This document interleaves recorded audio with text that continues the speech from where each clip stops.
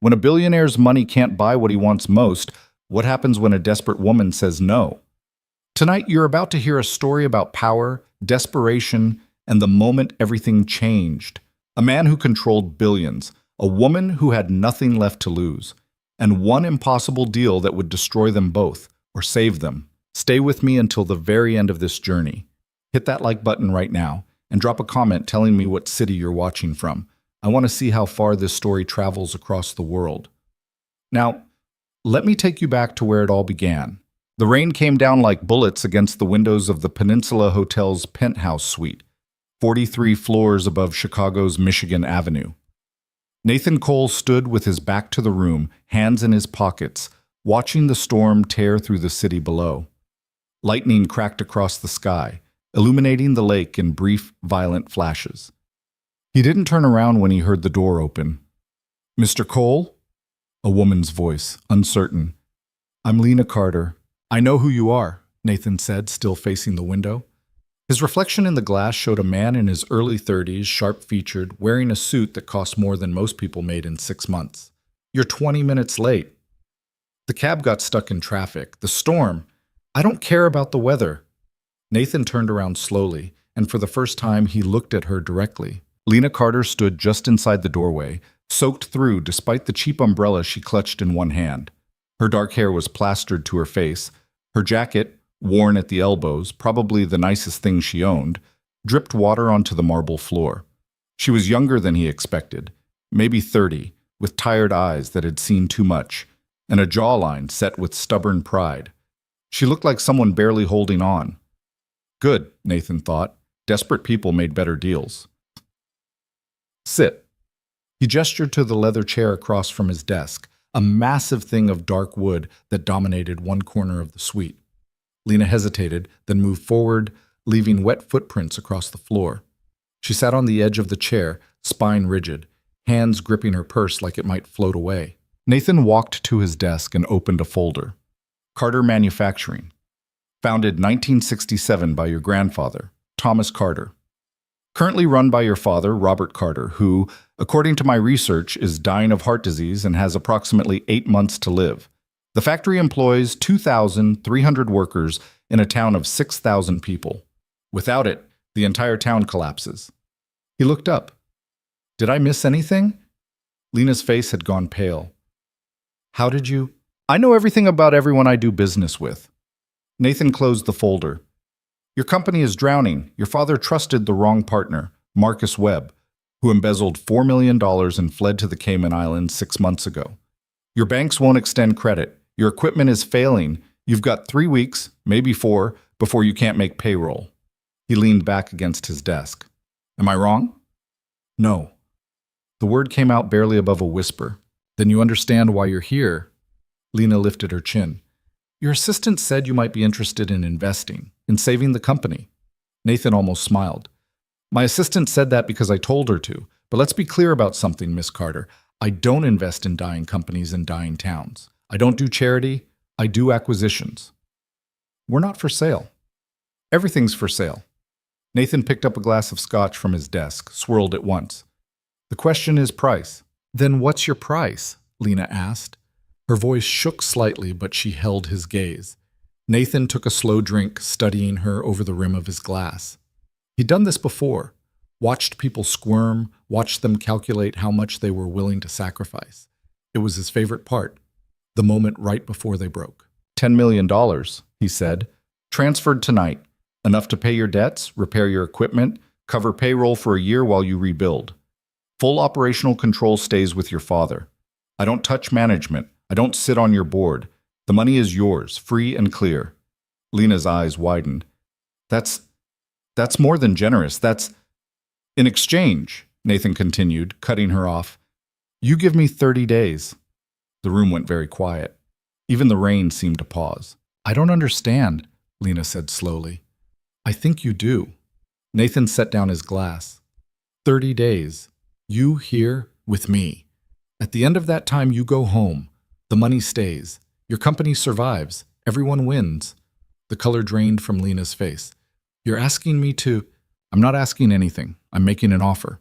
Nathan's voice was flat, businesslike. You're an adult. You understand what I'm proposing. You accept or you don't. But if you walk out that door without accepting, you won't get another chance. Not from me. Not from anyone.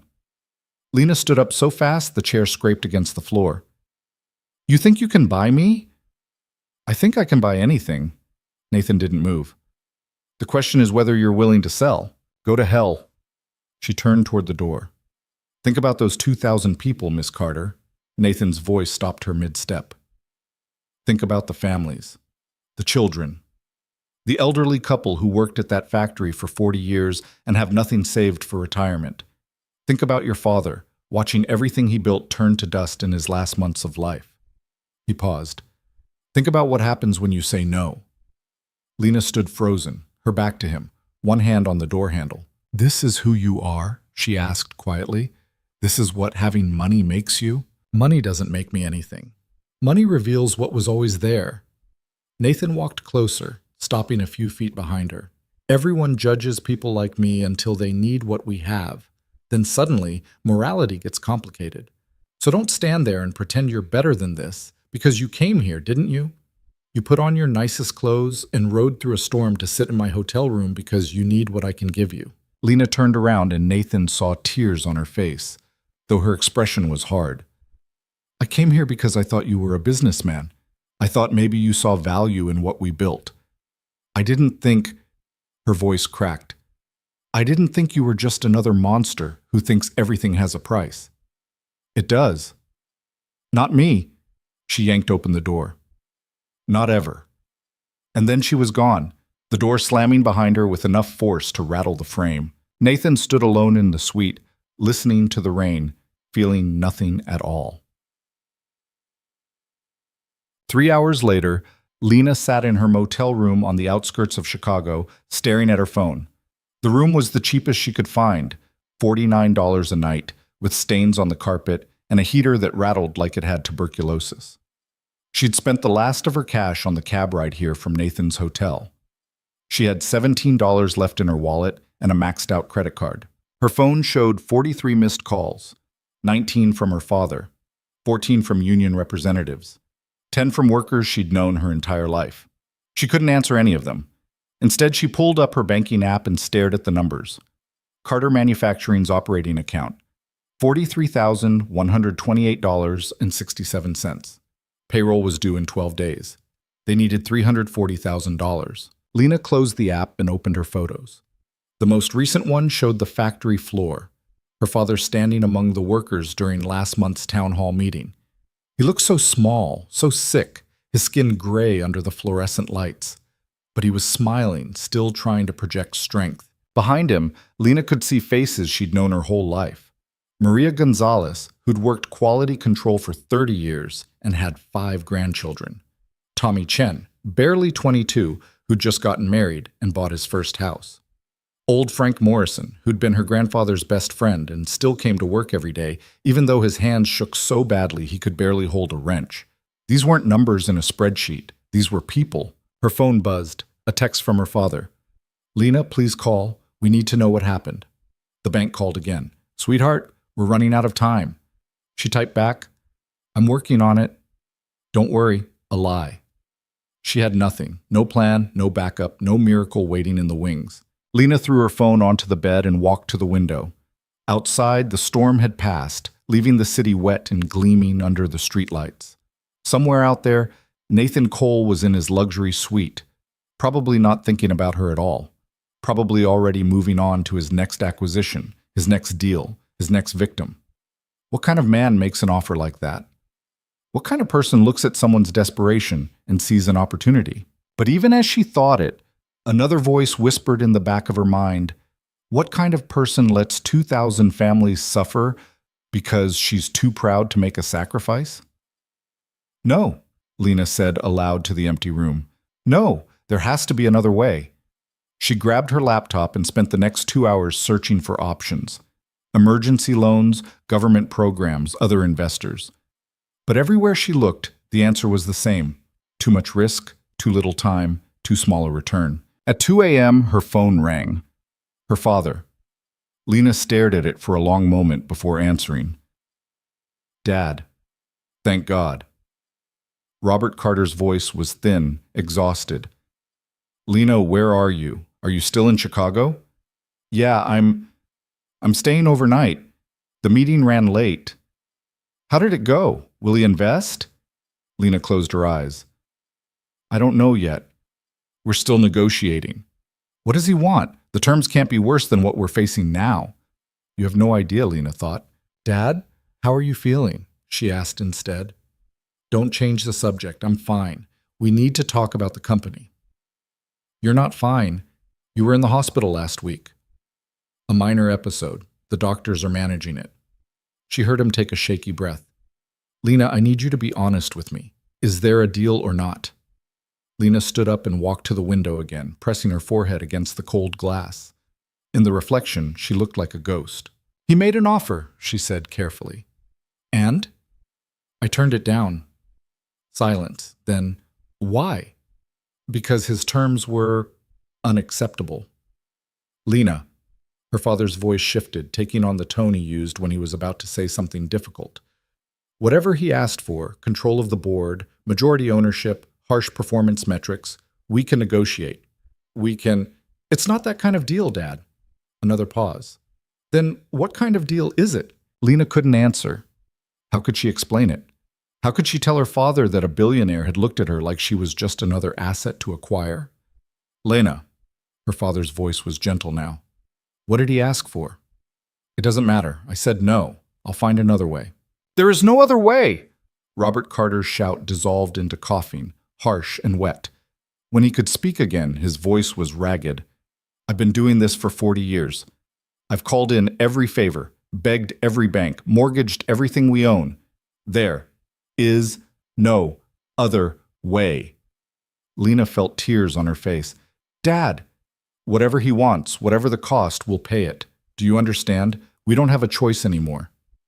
There's always a choice. No, sweetheart. Sometimes there isn't. Her father's voice broke. I'm dying, Lena. The doctors give me 6 months, maybe 8, if I'm lucky. And I'm going to spend what's left of my life watching everything my father built, everything I've spent 40 years protecting, turn to ash. I'm going to watch this town die. I'm going to watch families lose their homes, their futures, everything, unless you make this deal. Dad, please don't.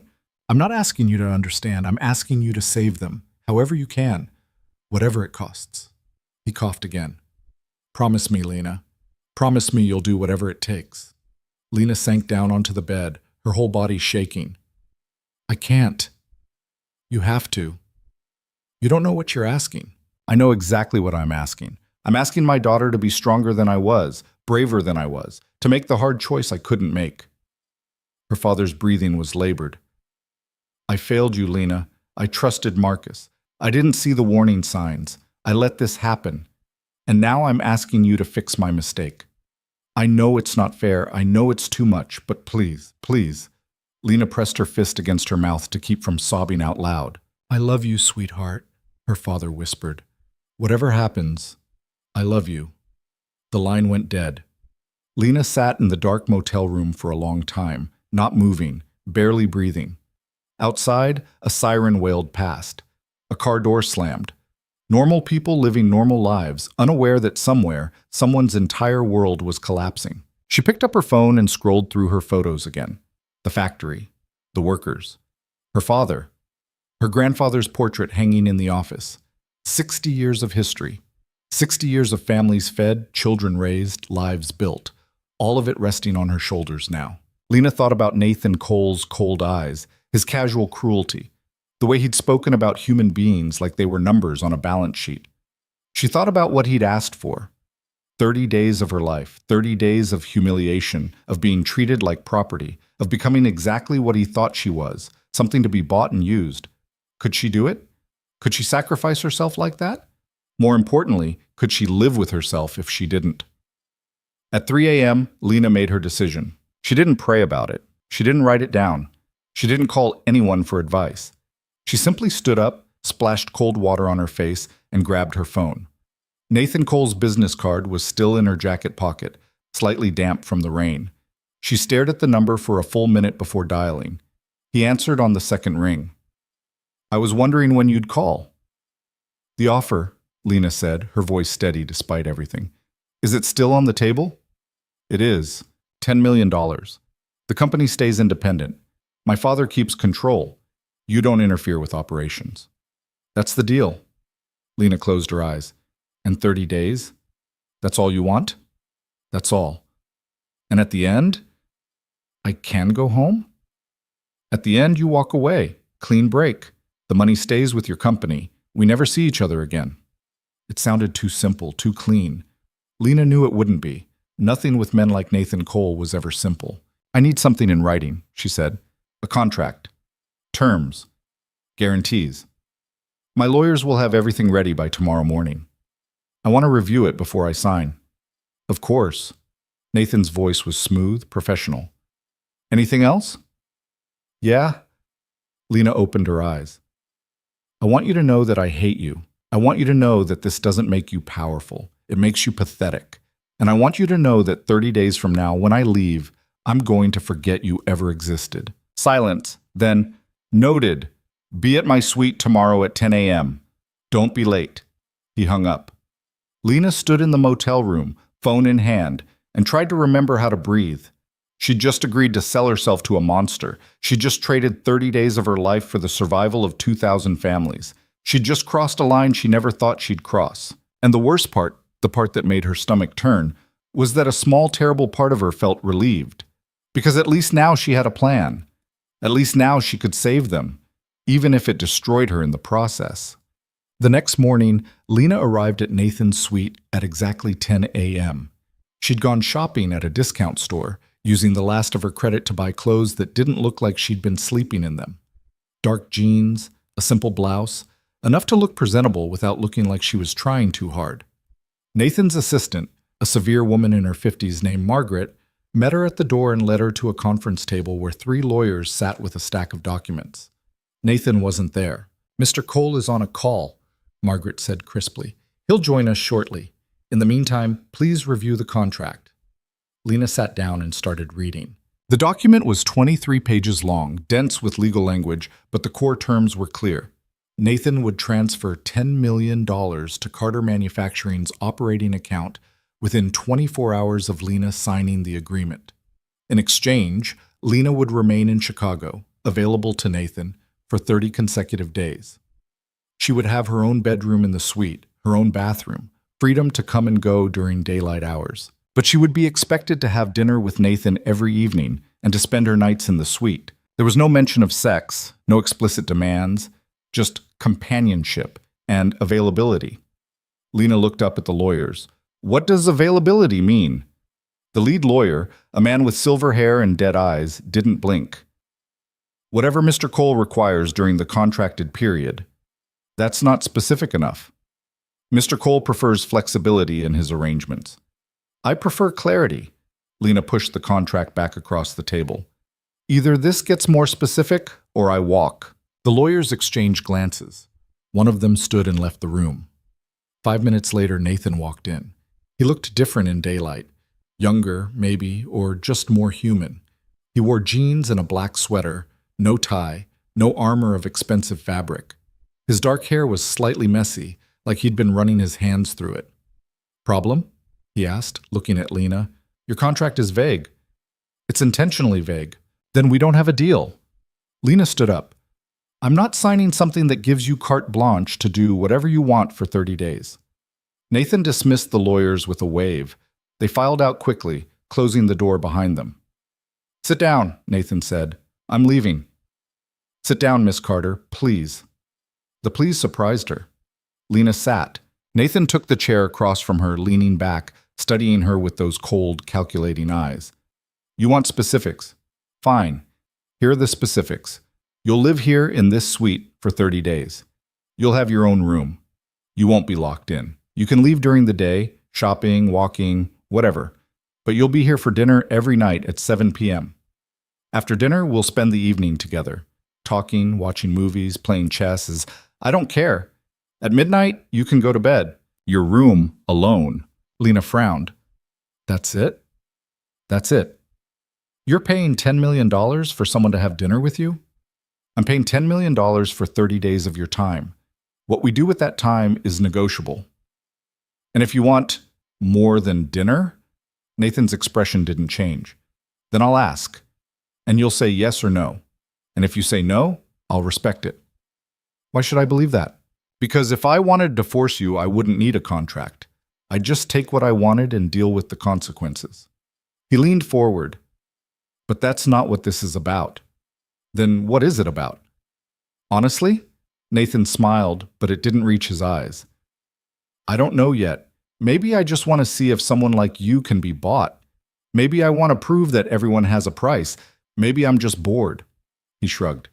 Does it matter? Lena wanted to hit him. She wanted to scream that yes, it mattered, that you couldn't just treat people like experiments, like entertainment.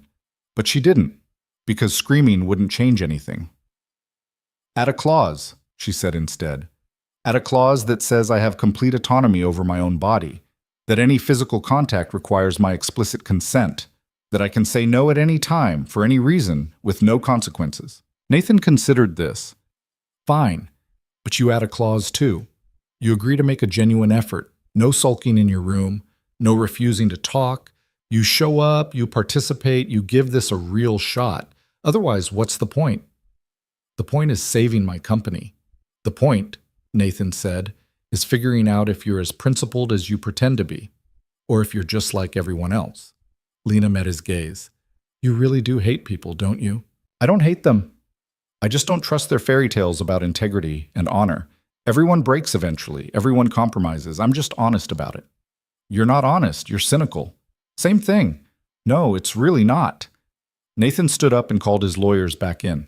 Add 2 clauses, one giving Miss Carter complete bodily autonomy with explicit consent requirements, one requiring her genuine participation in the arrangement. Have the revised contract ready in 30 minutes. The lawyers nodded and disappeared again. Nathan looked at Lena. Anything else? When do I get the money? As soon as you sign. The transfer will be immediate. Lena nodded slowly. This was really happening. She was really going to do this. For what it's worth, Nathan said, walking to the window, I respect what you're doing. It takes courage to sacrifice yourself for other people. Don't, Lena said sharply. Don't act like you understand. You're not capable of sacrifice. You've never had to choose between yourself and the people you love. So don't stand there and talk about courage when you're the one forcing this choice. Nathan turned back to her. For just a moment, something flickered across his face. Anger, maybe, or pain.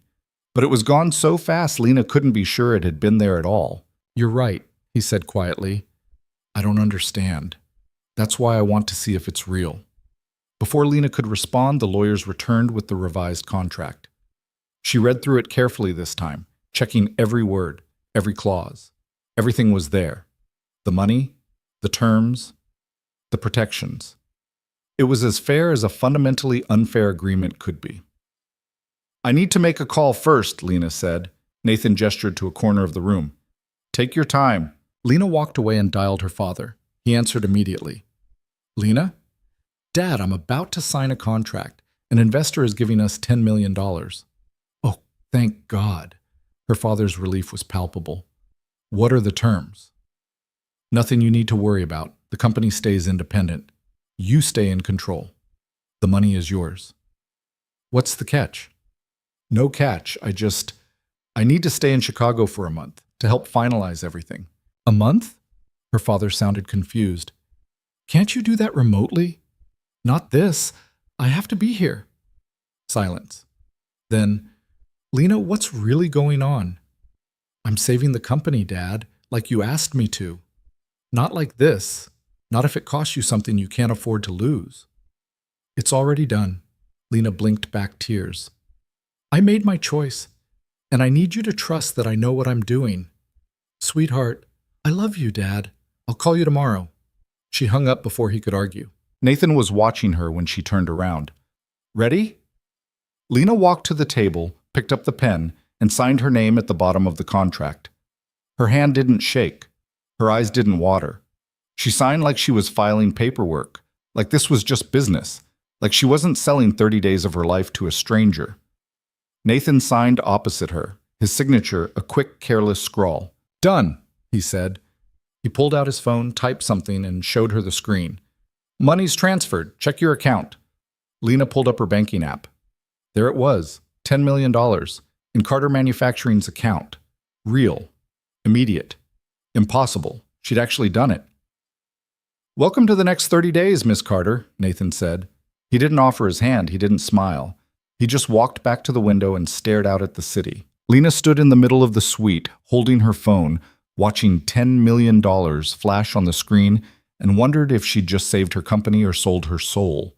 She suspected she was about to find out. The first thing Lena did after Nathan left the suite was call the factory. She sat on the edge of the leather couch, phone pressed to her ear, listening to it ring. Outside the windows, Chicago spread out in every direction, steel and glass and concrete, a city of people who didn't know her name and wouldn't care if they did. "Carter Manufacturing, this is Beth." The receptionist's voice was familiar, comforting. "Beth, it's Lena. Is my dad available?" "Oh, honey, he's in a board meeting with the union reps. They're discussing the layoff timeline." Beth's voice dropped. "It's not going well. Everyone's pretty upset." "Tell him to stop the meeting. Tell him to check the company account." "What? Lena, I don't—" "Just tell him, Beth, please, right now." There was a pause, then the sound of Beth's chair scraping. "Hold on." Lena waited, counting her heartbeats. 15, 20, 30. Then she heard shouting in the background. Not angry shouting, shocked shouting, confused. Someone was crying. "Lena?" Her father's voice came on the line, breathless. "Lena, what did you do?" "I told you. I found an investor." $10 million just appeared in our account. $10 million. Nobody gives that kind of money without— He stopped. "What did you promise him?" "Nothing that concerns the company." "Lena Marie Carter, don't you dare lie to me." She almost smiled. He only used her full name when he was serious. "I'm not lying, Dad. The company is safe. That's all you need to know." "No, it's not all I need to know. You're my daughter. If you sold something you shouldn't have sold—" "I didn't sell anything I can't get back." The lie came easier than she expected. "I just need to stay in Chicago for a month to finalize some things. That's all." Her father was quiet for a long moment. "You're not telling me something." "I'm telling you everything that matters. The money's real. The company's saved. You can make payroll. You can fix the equipment. You can keep everyone employed." Lena's voice caught. "Isn't that what you asked me to do?" "Not like this." "Exactly like this." Lena stood up and walked to the window, looking down at the street 43 floors below. "You told me to do whatever it takes. So I did. And now I need you to trust me." She heard her father breathing on the other end, heard the sound of people talking in the background, heard the factory humming through the phone line, that familiar mechanical rhythm that had been the soundtrack of her entire childhood. "Okay," he said finally. "Okay, but Lena, if something goes wrong, it won't. But if it does, you call me. You hear me? You call me and I'll come get you, money or no money." "I will, Dad. I promise." "I love you, sweetheart." "I love you too." Lena hung up and stood there for a while, phone in hand, trying to feel something other than numb. She'd done it. She'd actually saved the company. 2,000 people would keep their jobs. Families would keep their homes. Children would keep eating. The town would survive. All it cost was 30 days of her life. The door to Nathan's office opened. He emerged carrying a laptop and a coffee cup, looking annoyingly casual. "Your room is down that hall," he said, gesturing. "Second door on the left. Margaret had your things sent over from the motel." Lena frowned. "How did you know which motel?" "I know everything about everyone I do business with. We covered this." Nathan sat down at his desk and opened the laptop. "There's a credit card on the dresser in your room. No limit. Buy whatever you need." "I don't need your money. You're living in a hotel suite for a month. You'll need clothes, toiletries, whatever else people need." He didn't look up from his screen. "Consider it a business expense." "This isn't business?" "Everything's business, Miss Carter." Lena wanted to argue, but she was too tired. Instead, she walked down the hall and found her room. It was bigger than her entire apartment back home. King-sized bed with white linens, floor-to-ceiling windows overlooking the lake, a bathroom with a tub deep enough to drown in. Everything was pristine, expensive, impersonal. Her duffel bag sat on the bed, looking pathetic against all that luxury. Lena sat down next to it and tried to remember how to breathe. The next few days passed in a strange, suspended kind of unreality. Nathan left the suite every morning at 7 and didn't return until evening. He never told her where he was going. She never asked. During the day, Lena had the suite to herself, which should have felt like freedom, but mostly just felt like a very expensive cage. She tried to stay busy.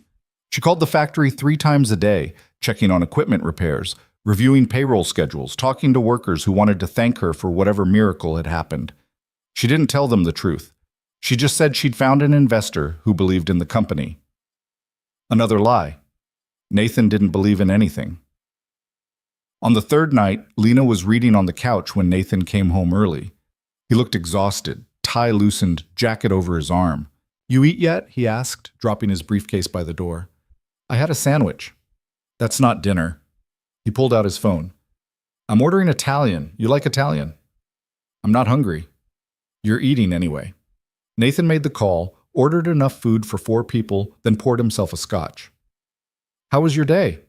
The question caught her off guard. "What?" "Your day. How was it?" "Why do you care?" "I don't. I'm making conversation." He sat down in the chair across from her. "Isn't that what people do?" Lena stared at him. "People who actually like each other, yeah. We don't have to like each other. We just have to coexist for 30 days. Nathan took a drink. "So, how was your day?" "Fine. I talked to the factory. They're starting repairs next week." "Good. That's it? Good? What else do you want me to say?" "I don't know. Maybe ask about the repairs. Pretend to care about the company you just invested $10 million in?" Nathan smiled without humor. "I didn't invest in the company, Miss Carter. I invested in you." The words hung in the air between them like smoke. "Don't say things like that," Lena said quietly. "Why not? It's true." "Because it makes this worse than it already is." Nathan studied her for a moment, then stood and walked to the window.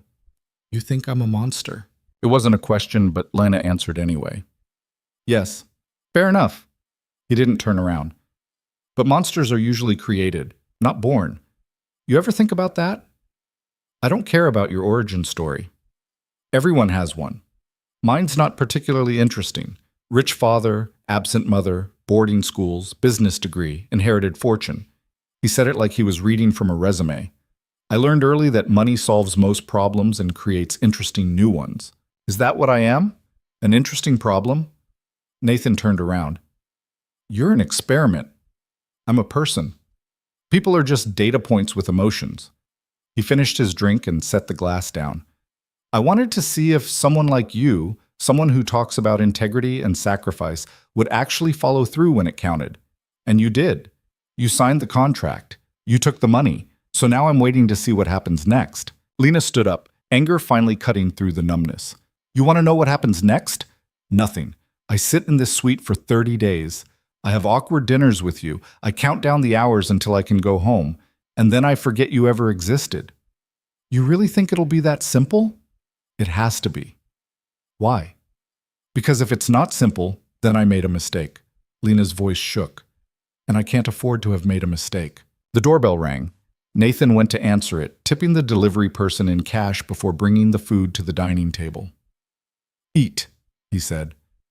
Lena wanted to refuse, but she was actually hungry, and the food smelled incredible. She sat down across from him and took a plate of pasta. They ate in silence for a while. Then Nathan said, "Tell me about the factory." "Why?" "Because I'm curious. You sacrificed a month of your life for it. It must be important." Lena put down her fork. "My grandfather started it after the war. He was a machinist, barely had 2 nickels to rub together, but he saw an opportunity. At first it was just him and 5 other guys in a garage making parts for farm equipment. But he was good at it, reliable. Word spread. Within 10 years, he had 50 employees. Within 20, he had 300. "And your father took over?" "When I was 12, Grandpa had a stroke. Dad wasn't ready. He'd been studying engineering, not business, but he figured it out. He cared about the workers, made sure everyone got fair wages, good benefits. When the recession hit in 2008, he took out a second mortgage on our house rather than lay people off." Lena looked down at her plate. "That's who he is. That's who we are. We don't throw people away when things get hard. Admirable, Nathan said. Stupid, but admirable. It's not stupid to care about people. It is if it destroys you. Better than being destroyed because you don't care about anything. Nathan set down his fork. You think I don't care about anything? I think you care about money and power and winning. I think you look at people and see transactions. I think you're so empty inside that you have to buy human connection because you can't build it. Lena met his eyes. Am I wrong? For a long moment, Nathan didn't answer. His expression was unreadable, that careful mask he wore slipping just enough for Lena to see something underneath, something that looked almost like pain. Then it was gone. No, he said quietly. You're not wrong. The honesty surprised her. Lena didn't know what to say. Nathan stood and started clearing plates. I have work to do. You can watch TV, read, whatever. Just be here tomorrow at 7.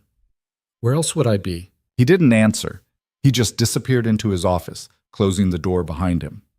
Lena sat alone at the table, surrounded by expensive furniture and uneaten pasta, wondering what kind of person admitted they were empty and then just carried on like it didn't matter.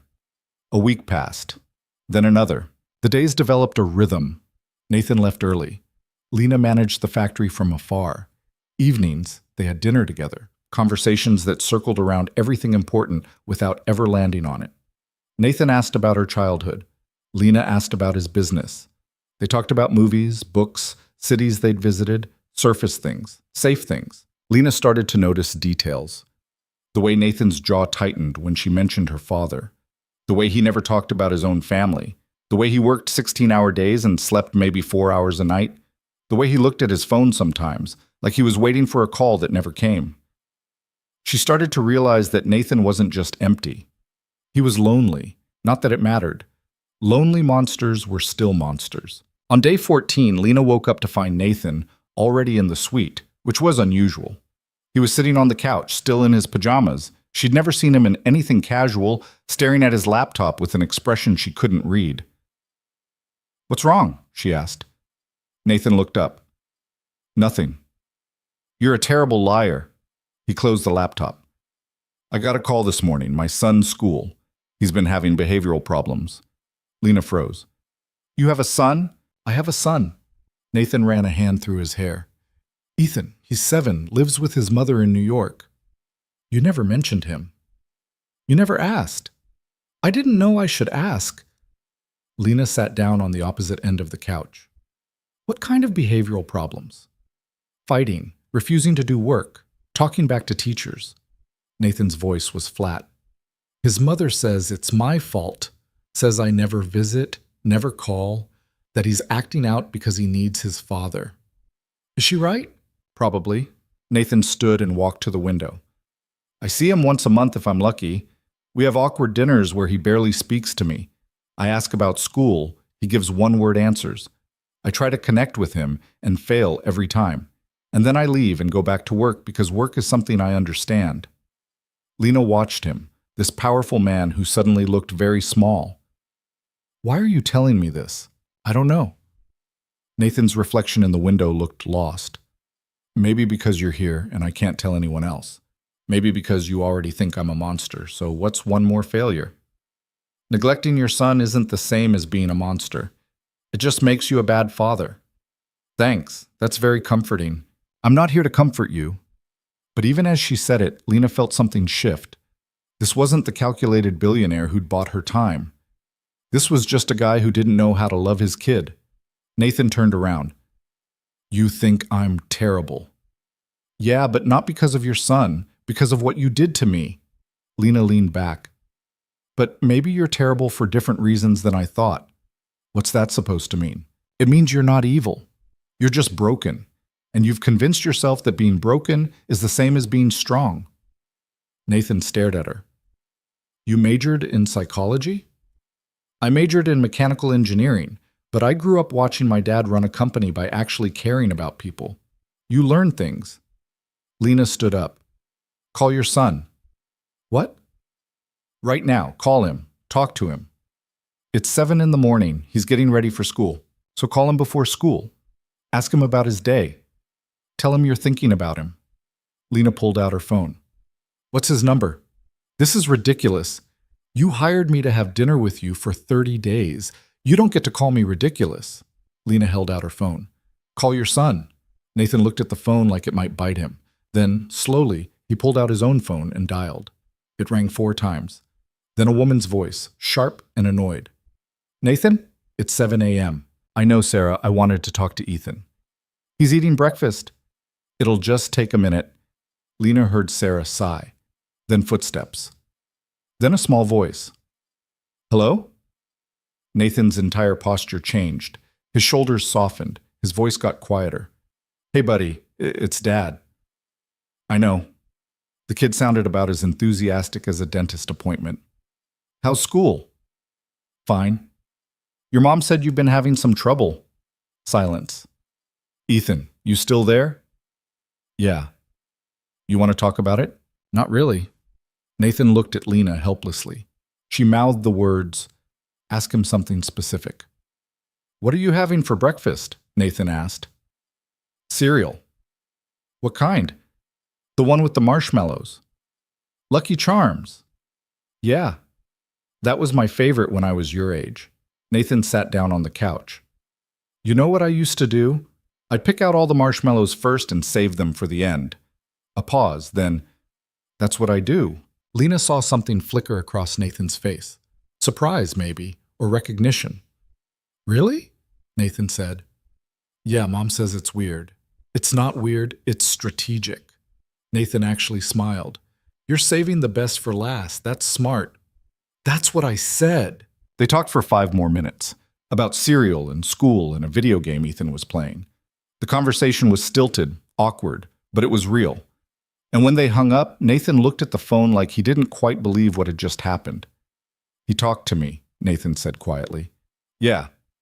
Kids do that when you ask them actual questions. I don't know how to do this. Nobody does. Lena sat down next to him. You just keep trying. You mess up. You try again. That's what being a parent is. Nathan looked at her. How do you know? You don't have kids. No, but I had a dad who showed up. Even when he was tired, even when work was overwhelming, he showed up. Lena's voice softened. That's all your son needs. Just show up. For a moment, something passed between them.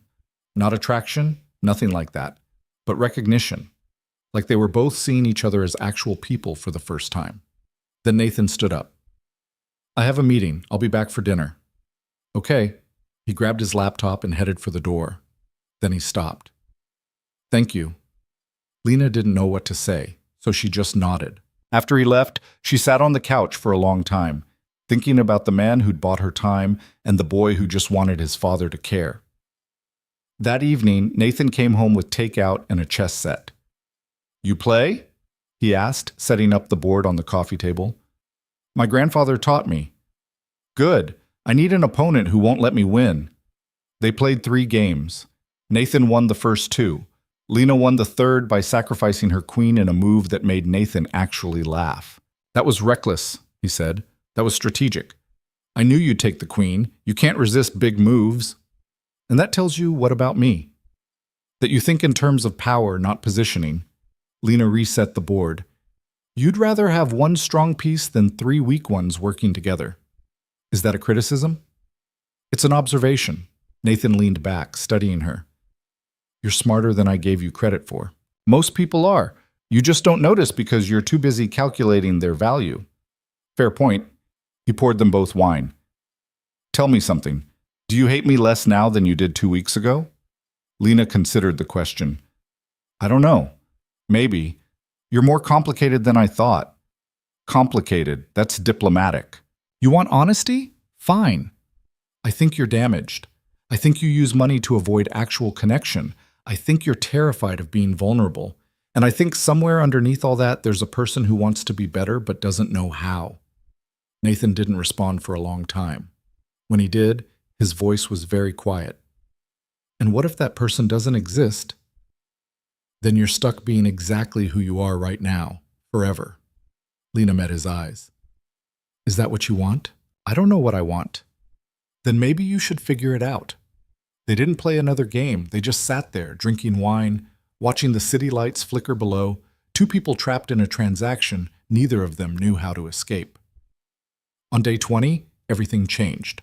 Lena was cooking dinner. She'd gotten tired of takeout and convinced Nathan to let her use the kitchen when her phone rang. The factory. Hello? Lena, it's Tom. The plant manager sounded panicked. Your dad collapsed. We called an ambulance. They're taking him to County General. The phone slipped from her hand. Nathan was there immediately, catching it before it hit the floor. What happened? My dad. Lena's voice didn't sound like her own. He collapsed. I need to go home. We'll go right now. Nathan was already grabbing his keys. I'll have my plane ready in 30 minutes. You have a plane? Yes. Come on. They were in the air 40 minutes later, Nathan's private jet screaming through the night sky toward her small town. Lena sat by the window, watching clouds blur past, trying not to think about what she'd find when they landed. Nathan sat across from her, making calls, coordinating with the hospital, arranging transportation, being efficient because efficiency was what he knew. He's stable, Nathan said, hanging up. They're running tests, but he's conscious, asking for you. Lena nodded, not trusting herself to speak. Hey, Nathan leaned forward. He's going to be okay. You don't know that. No, but panicking won't help him. I'm not panicking. Your hands are shaking. Lena looked down. He was right. She clenched her fists. I should have been there. I should have been home. You were saving his company. I was sitting in a hotel room playing chess with you, while my father— Stop. Nathan's voice was firm. You did what he asked you to do. You made the hard choice. You can't control what happens after that. Says the man who controls everything. I control money. I control businesses. I can't control whether people live or die. Nathan's expression shifted. Trust me. I've tried. There was something in his voice, something old and hurt, that made Lena look at him differently. Who did you lose? She asked quietly. Nathan didn't answer for a long time. Then, my mother. When I was 16. Cancer. My father spent millions trying to save her. Best doctors, experimental treatments, everything. It didn't matter. She died anyway. I'm sorry. Don't be. It was a long time ago. But the way he said it told Lena it wasn't long ago at all. Not really. They landed an hour later. A car was waiting. Nathan drove, fast and focused, navigating unfamiliar roads like he'd memorized them. How do you know where you're going? Lena asked. GPS. You're not looking at your phone. I looked before we landed. Nathan took a sharp turn. Hospital's 3 miles straight, then left on Oakwood. Despite everything, Lena almost smiled. Of course he'd memorized the route. They reached the hospital just after midnight. Lena ran inside, Nathan following behind her. Her father was in ICU, hooked up to machines, looking small and gray against the white sheets. But he was awake. And when he saw Lena, he smiled. Hey, sweetheart. Dad. Lena grabbed his hand. What happened? Just a scare. Doctors say my heart's acting up again. They're keeping me overnight for observation. He looked past her at Nathan. Who's this? Nathan Cole, the investor I told you about. Robert Carter's eyes narrowed. You came all the way here? Lena needed to see you, Nathan said simply.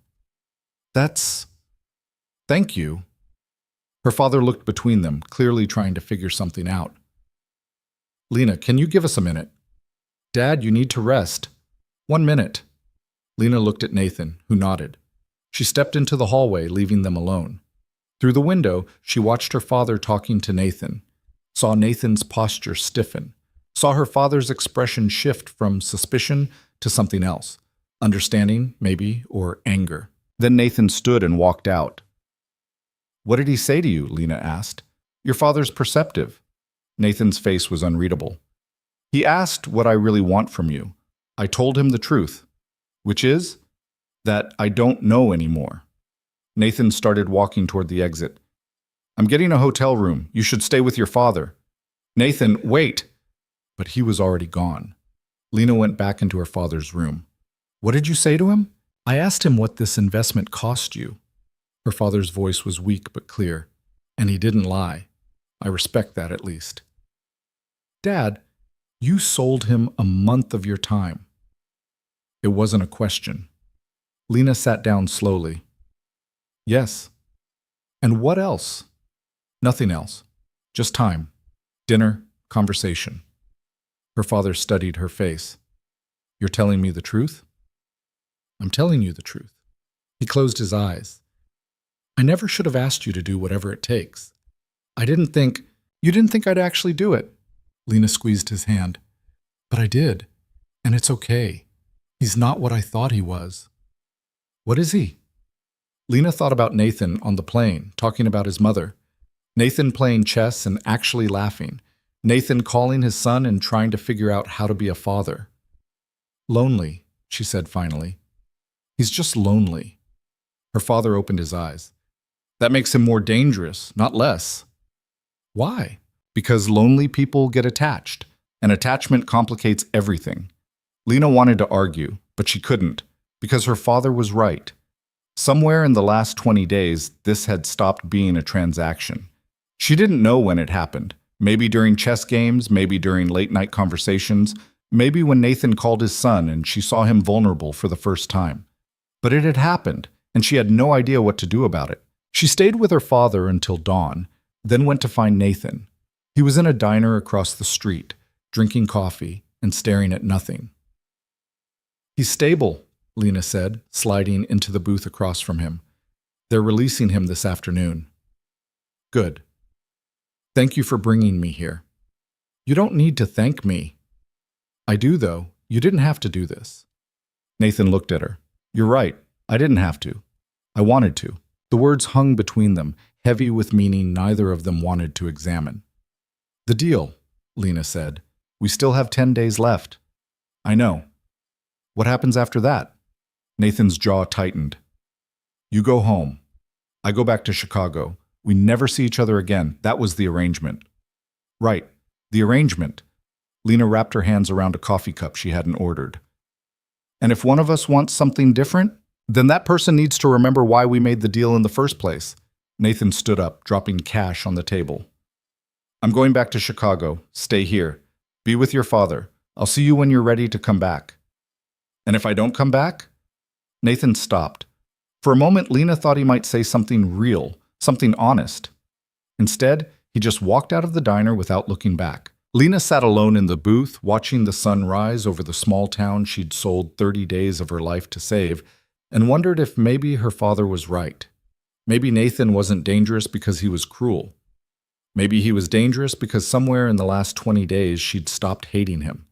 And that changed everything. Lena stayed in her hometown for 3 days.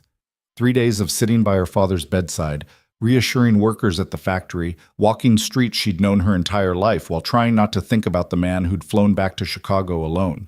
On the morning of the 4th day, her father looked at her from his hospital bed and said, You need to go back. I'm not leaving you. I'm fine. The doctor said so. I'm going home tomorrow. Robert Carter adjusted his pillow with shaky hands. But you've got 6 days left on your deal. 7, actually. 7 then. Her father's eyes were sharp despite his exhaustion. You planning to break your contract? I don't know what I'm planning. Lena. He waited until she met his gaze. I've been thinking about this Nathan Cole, about what kind of man makes that deal, and what kind of man gets on a plane in the middle of the night because you needed him to. He didn't do it for me. He did it because why?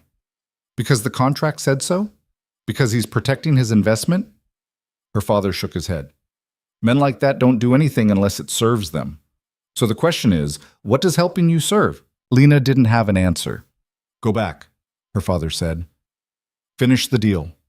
And figure out what's really happening between you two before it's too late. Too late for what? For both of you to pretend this is still just business. Lena flew back to Chicago that afternoon, taking a commercial flight because Nathan had left the jet for her, but she'd refused it out of principle she didn't fully understand. The whole way back, she stared out the window at clouds and tried to prepare herself for whatever came next. The suite was empty when she arrived. No Nathan, no note, just silence and city lights. She found him 3 hours later on the rooftop terrace she hadn't known existed. He was sitting on a bench, jacket off, tie loosened, staring at the skyline with a glass of something amber in his hand. Your father okay? He asked without turning around. He's fine. Going home tomorrow. Good. Lena sat down next to him, leaving a careful distance between them. You left without saying goodbye. Didn't seem necessary. We have 7 days left. I know how to count, Miss Carter. Stop calling me that. Nathan looked at her then, and Lena saw something in his face she hadn't seen before. Exhaustion, maybe. Or defeat. What should I call you? He asked quietly. Lena. Just Lena. Just Lena. Nathan took a drink. Your father asked me what I really wanted from you. I know. What did you tell him? The truth. That I started this as an experiment. That I wanted to see if your principles were real or just performance. That I wanted to prove everyone has a price. He set down his glass. But somewhere along the way, it stopped being about that. Lena's heart was beating too fast. What's it about now? I don't know. That's the problem. Nathan stood up and walked to the edge of the terrace, gripping the railing. I'm good at transactions. I understand contracts and terms and clear outcomes, but this, whatever this is, I don't understand it, and I don't know what to do with things I don't understand. So you ran away. I gave you space? Same thing. Nathan turned around. What do you want from me, Lena? The question hung in the air between them, dangerous and necessary. I don't know, Lena said honestly. A month ago, I wanted to forget you existed. 2 weeks ago, I wanted to survive this and go home. Now? She stood up, walked closer. Now I want you to be honest. About what this is. About what you're feeling. I don't do feelings. Bullshit. Everyone does feelings. You just pretend you don't because it's safer.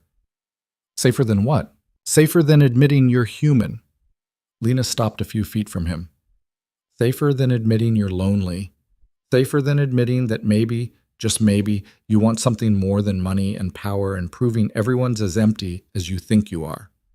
Nathan's jaw tightened. You don't know what I want. Then tell me.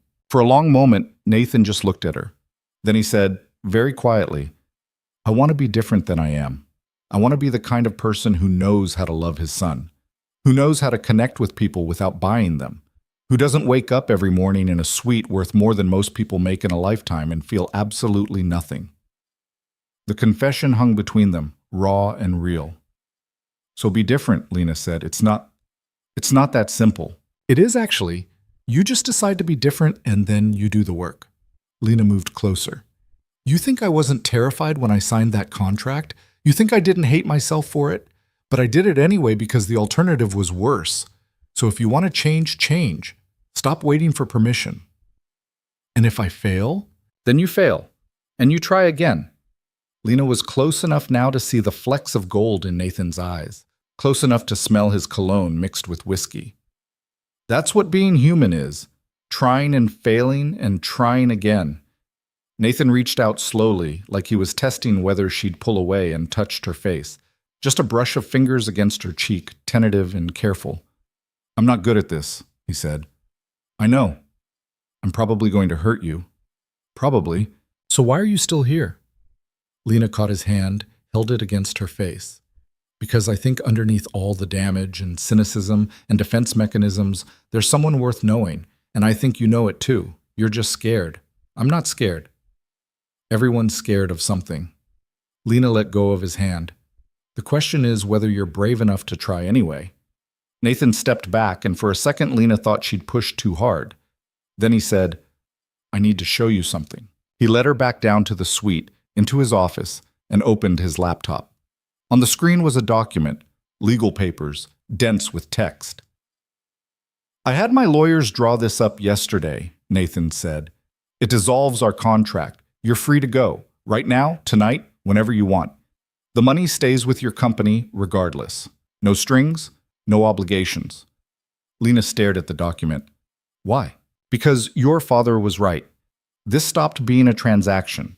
And I don't want you here because of a contract. I want you here because you choose to be. Nathan looked at her. So choose. And if I choose to leave, then you leave, and I figure out how to be a better person on my own. And if I stay, Nathan's expression shifted into something vulnerable, something almost hopeful. Then we figure it out together. No contract, no obligations, just two people trying to be better than they were yesterday. Lena looked at the document, then at Nathan, then back at the document. A month ago, this would have been everything she wanted. Freedom, release. The ability to go home and forget any of this happened. But now? Now she wasn't sure she wanted to forget. I need time to think, she said. Nathan nodded. Take all the time you need. That night, Lena lay in her room staring at the ceiling, turning the question over and over in her mind. Stay or go. Choose the man who'd bought her time or choose her principles. Choose the possibility of something real or choose the safety of familiar ground. She thought about her father, dying slowly in a town that needed him.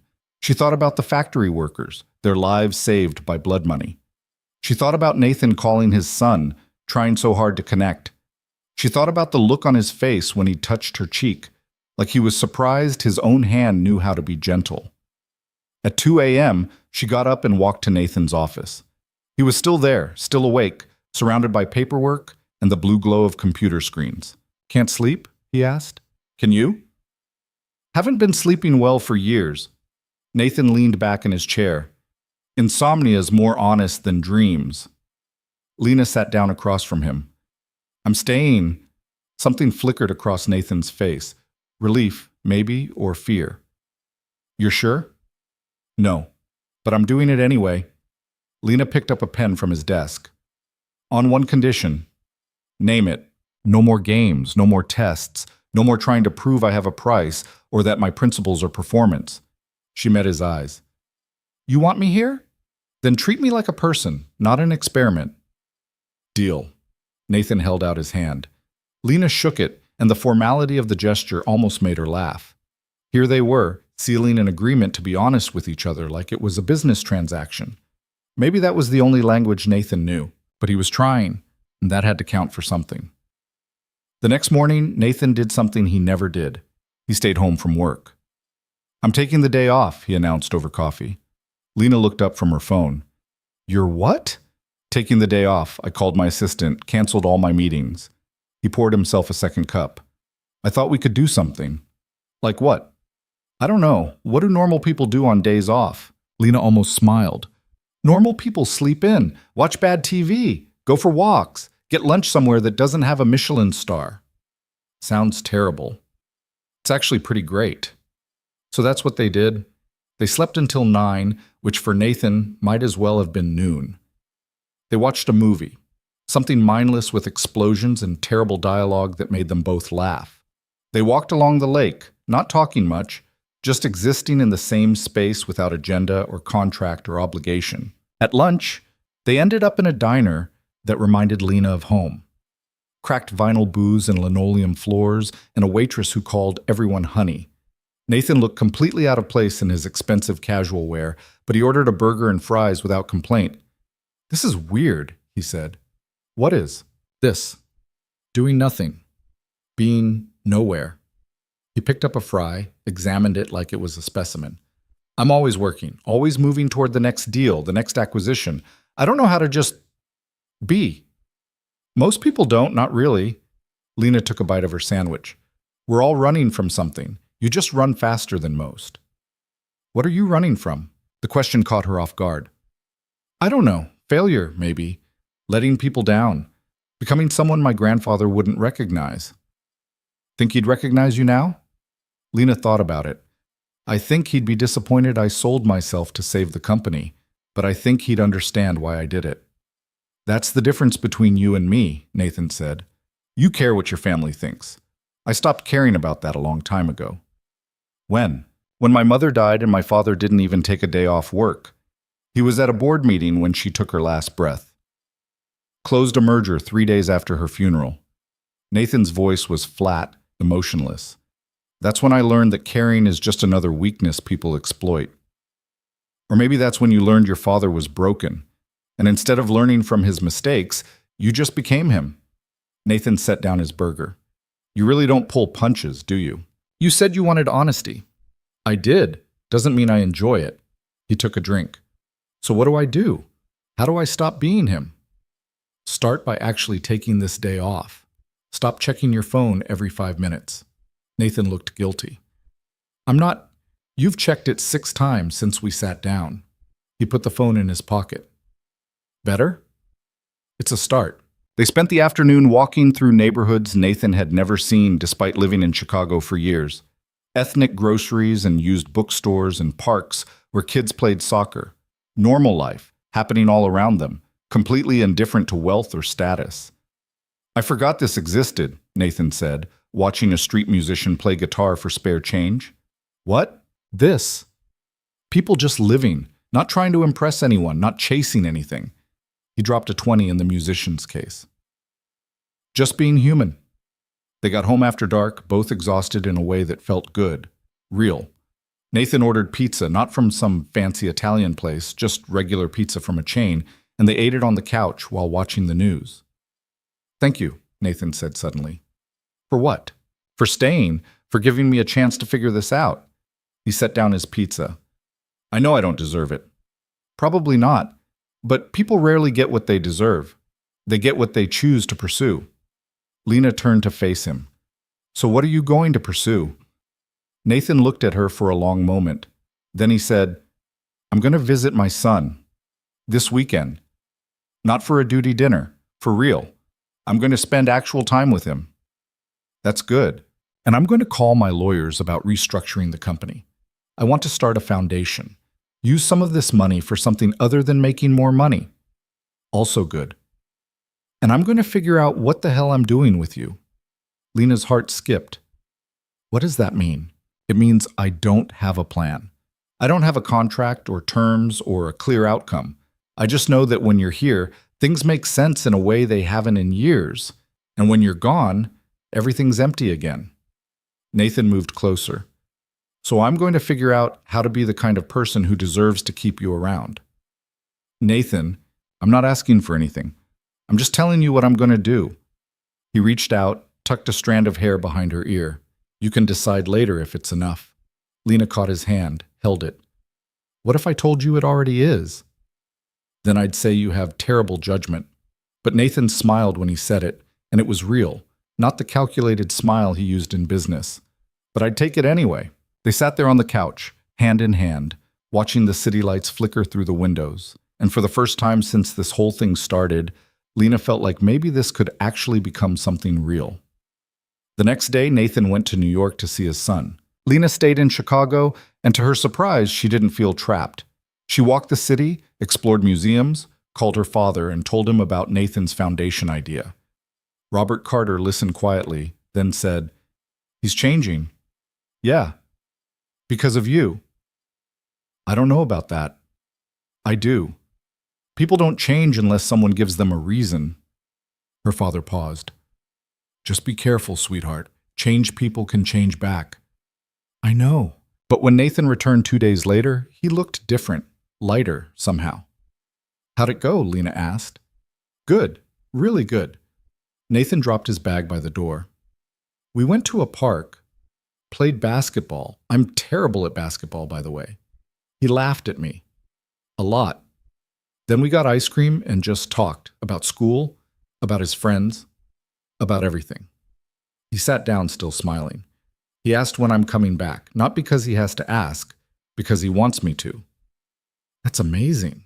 He also asked about you. Lena's eyebrows went up. Me? I mentioned you, told him you were helping me figure some stuff out. Nathan looked almost shy.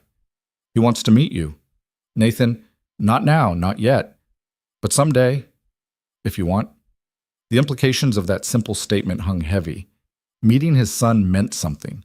It meant this wasn't just temporary. It meant Nathan was thinking about a future that included her. One step at a time, Lena said carefully. Right, one step at a time. They spent the next few days falling into a new rhythm. Nathan still worked, but reasonable hours. He came home for dinner. They talked, really talked, about everything and nothing. He taught her about the business world. She taught him about factory operations.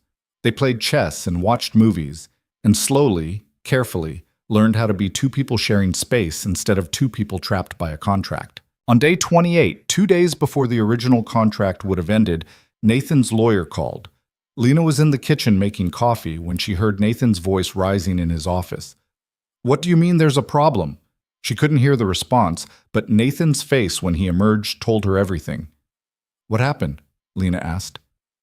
Marcus Webb. Nathan's jaw was tight. The guy who embezzled from your company. What about him? He's back! And he's filed a lawsuit claiming he still owns 20% of Carter Manufacturing. Says the embezzlement charges were fabricated. Lena felt the floor drop out from under her. That's insane. We have proof. Bank records. Everything. He has lawyers. Good ones. And apparently he's been building a case for months. Nathan grabbed his laptop. He's claiming the factory is worth $50 million now, thanks to my investment, and he wants his 20%. That's $10 million. The exact amount you invested. Yeah, convenient, isn't it? Nathan was already typing, pulling up documents. He's trying to force a sale. Says if the company can't pay him his share, they have to liquidate. This will destroy us. Even with your investment, we can't fight a lawsuit and keep operating. Lena sank into a chair. He waited. He waited until we had something worth taking, then came back. Nathan was quiet for a moment, reading through files. Then he said, "Not if I buy the company first." What? Aye. If I acquire Carter Manufacturing outright, Webb's claim becomes worthless. He can't sue for ownership of something I own.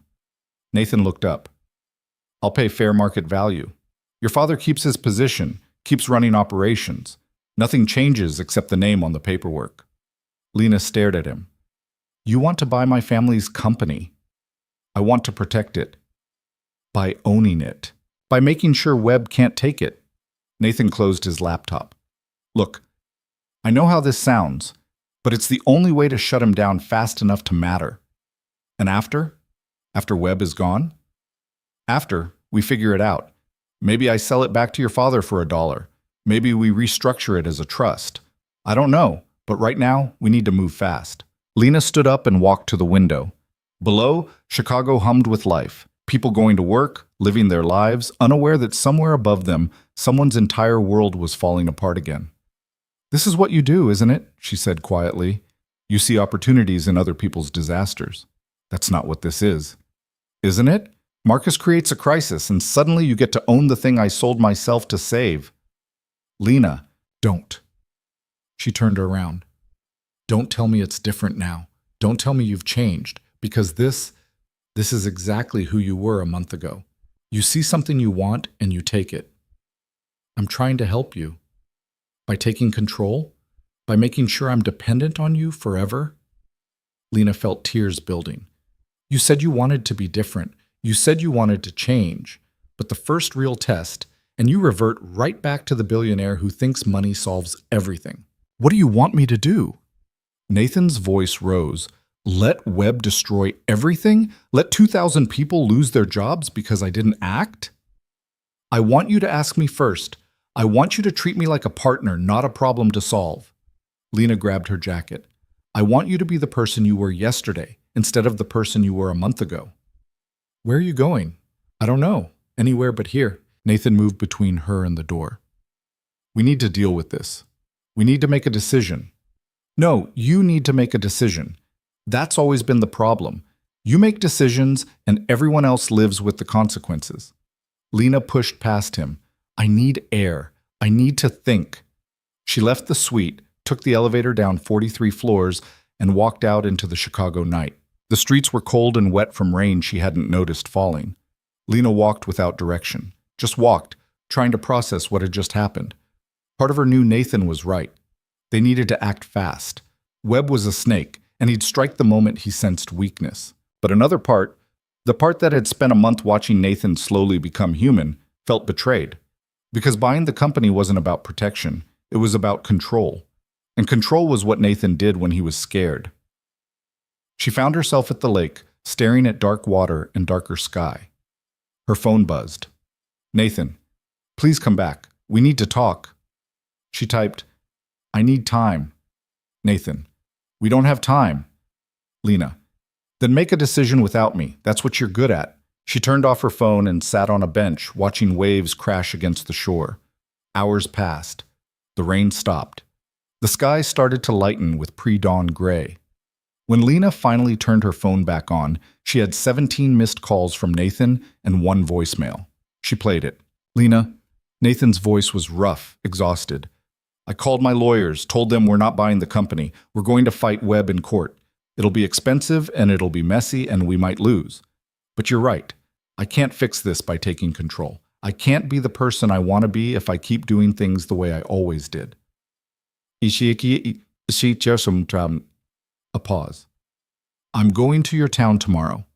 I'm going to meet your father and the board, and we're going to figure this out together, as partners, because that's what you asked for, and I'm trying to give you what you ask for, instead of what I think you need. Another pause. Come home when you're ready. I'll be here. Lena played the message 3 times. Then she got up and headed back to the suite. Nathan was on the terrace where she'd first found him. Same spot, same posture. But when he turned around and saw her, the relief on his face was so raw it hurt to look at. I'm sorry, he said immediately. I'm sorry I tried to fix it the only way I know how. I'm sorry I didn't ask you first. I'm sorry I... To stop. Lena walked closer. You don't have to apologize for wanting to help. You just have to learn to help differently. I left my lawyers a message. We're fighting Webb, together. I heard your voicemail. All of it? All of it? Nathan reached for her hand, tentative. I meant what I said. I'm going to your town. I'm going to meet your father and figure out how to handle this the right way. Not the easy way. The right way. Lena let him take her hand. And what's the right way? I don't know yet, but we'll figure it out. He pulled her closer. That's what partners do, right? Yeah, that's what partners do. They stood on the terrace as the sun came up, 2 people who'd started as a transaction and somehow become something real, facing down a threat neither of them had expected. And for the first time, Nathan wasn't facing it alone. For the first time, he had someone standing beside him who wanted to be there. Not because of a contract, not because of money, just because. They flew out the next morning, Nathan's jet cutting through clear sky toward the small town Lena had been trying to save since this whole thing began. She watched him during the flight, the way his leg bounced with nervous energy, the way he kept reviewing documents on his laptop, then closing it without reading anything. You're anxious, she said. I'm not anxious. Your leg's been bouncing for 20 minutes. Nathan stopped the movement consciously. I'm meeting your father. Officially. Not as the guy who wrote a check, but as someone who's actually involved in your life. You've met him before. That was different. I was a stranger helping in an emergency. Now I'm... He stopped. You're what? Nathan looked at her. I don't know what I am. That's the problem. Lena reached across the aisle and took his hand. You're someone trying to help. That's enough for now. What if he hates me? He probably will a little bit. You did offer to buy me for a month. That's not helping. I'm not here to make you feel better. I'm here to make sure you don't chicken out. Lena squeezed his hand. Besides, my dad's a good judge of character. If you're being real, he'll see it. And if I'm not, then you'll get thrown out of his hospital room and we'll have bigger problems. Nathan almost smiled. Almost. They landed 2 hours later at a small regional airport where Lena's truck was still parked from her last visit. Nathan looked at the beat-up Ford with something like concern. Does it run? Has for 15 years? That's not reassuring. They drove through town, past the factory where the second shift was just starting, past the diner where Lena had eaten breakfast every Sunday with her grandfather, past the elementary school where she'd learned to read. Nathan took it all in silently, and Lena wondered what he saw. Probably poverty, probably decay, probably everything he'd spent his life trying to escape. It's not much, she said. It's home. For me, not for you. Nathan looked at her. Maybe that's about to change. They found Robert Carter in his office at the factory, reviewing blueprints with the chief engineer. He looked better than he had in the hospital, less gray, more solid, but Lena could still see the exhaustion around his eyes. Dad, you're supposed to be resting. I'm sitting down. That's resting. Robert stood anyway, extending his hand to Nathan. Mr. Cole. Nathan, please. They shook, and Lena watched her father's eyes assess Nathan the way he assessed new machinery, looking for weak points, checking structural integrity. Nathan, my daughter says you have news about Marcus Webb. He's filed a lawsuit claiming partial ownership. It's frivolous but expensive to fight. Nathan pulled out his laptop. I've had my legal team review the original partnership agreement. There are clauses we can use to challenge his claim, but it'll take time. How much time? 6 months? Maybe 8 if it goes to trial. Robert sat down heavily. We can't survive 8 months of legal fees. That's why I'm covering them. All of them. This doesn't cost you anything. Lena's father looked at her, then at Nathan. Why would you do that? Nathan was quiet for a moment. Then he said, because Lena asked me to help differently than I usually help. Because I'm trying to be someone who solves problems without taking control, because he stopped, recalibrated. Because I care about what happens to this company and to your daughter. The silence that followed was heavy enough to sink ships. Robert Carter leaned back in his chair, studying Nathan with eyes that had seen 40 years of people making promises they didn't keep. You care about my daughter. Yes, sir. In what capacity? Dad, Lena said, it's a fair question. Robert didn't take his eyes off Nathan. A month ago, you made her a deal that no decent man would make. Now you're here offering to pay legal fees and talking about caring. So I'm asking, in what capacity do you care about my daughter? Nathan met his gaze without flinching. In every capacity that she'll allow. That's not an answer. It's the only answer I have. I don't know what this is yet. I just know I'm willing to figure it out. Nathan's voice was steady. I know I started this badly. I know what I offered her was wrong, but I'm trying to be better. And she makes me want to be better. Robert looked at Lena. You believe him?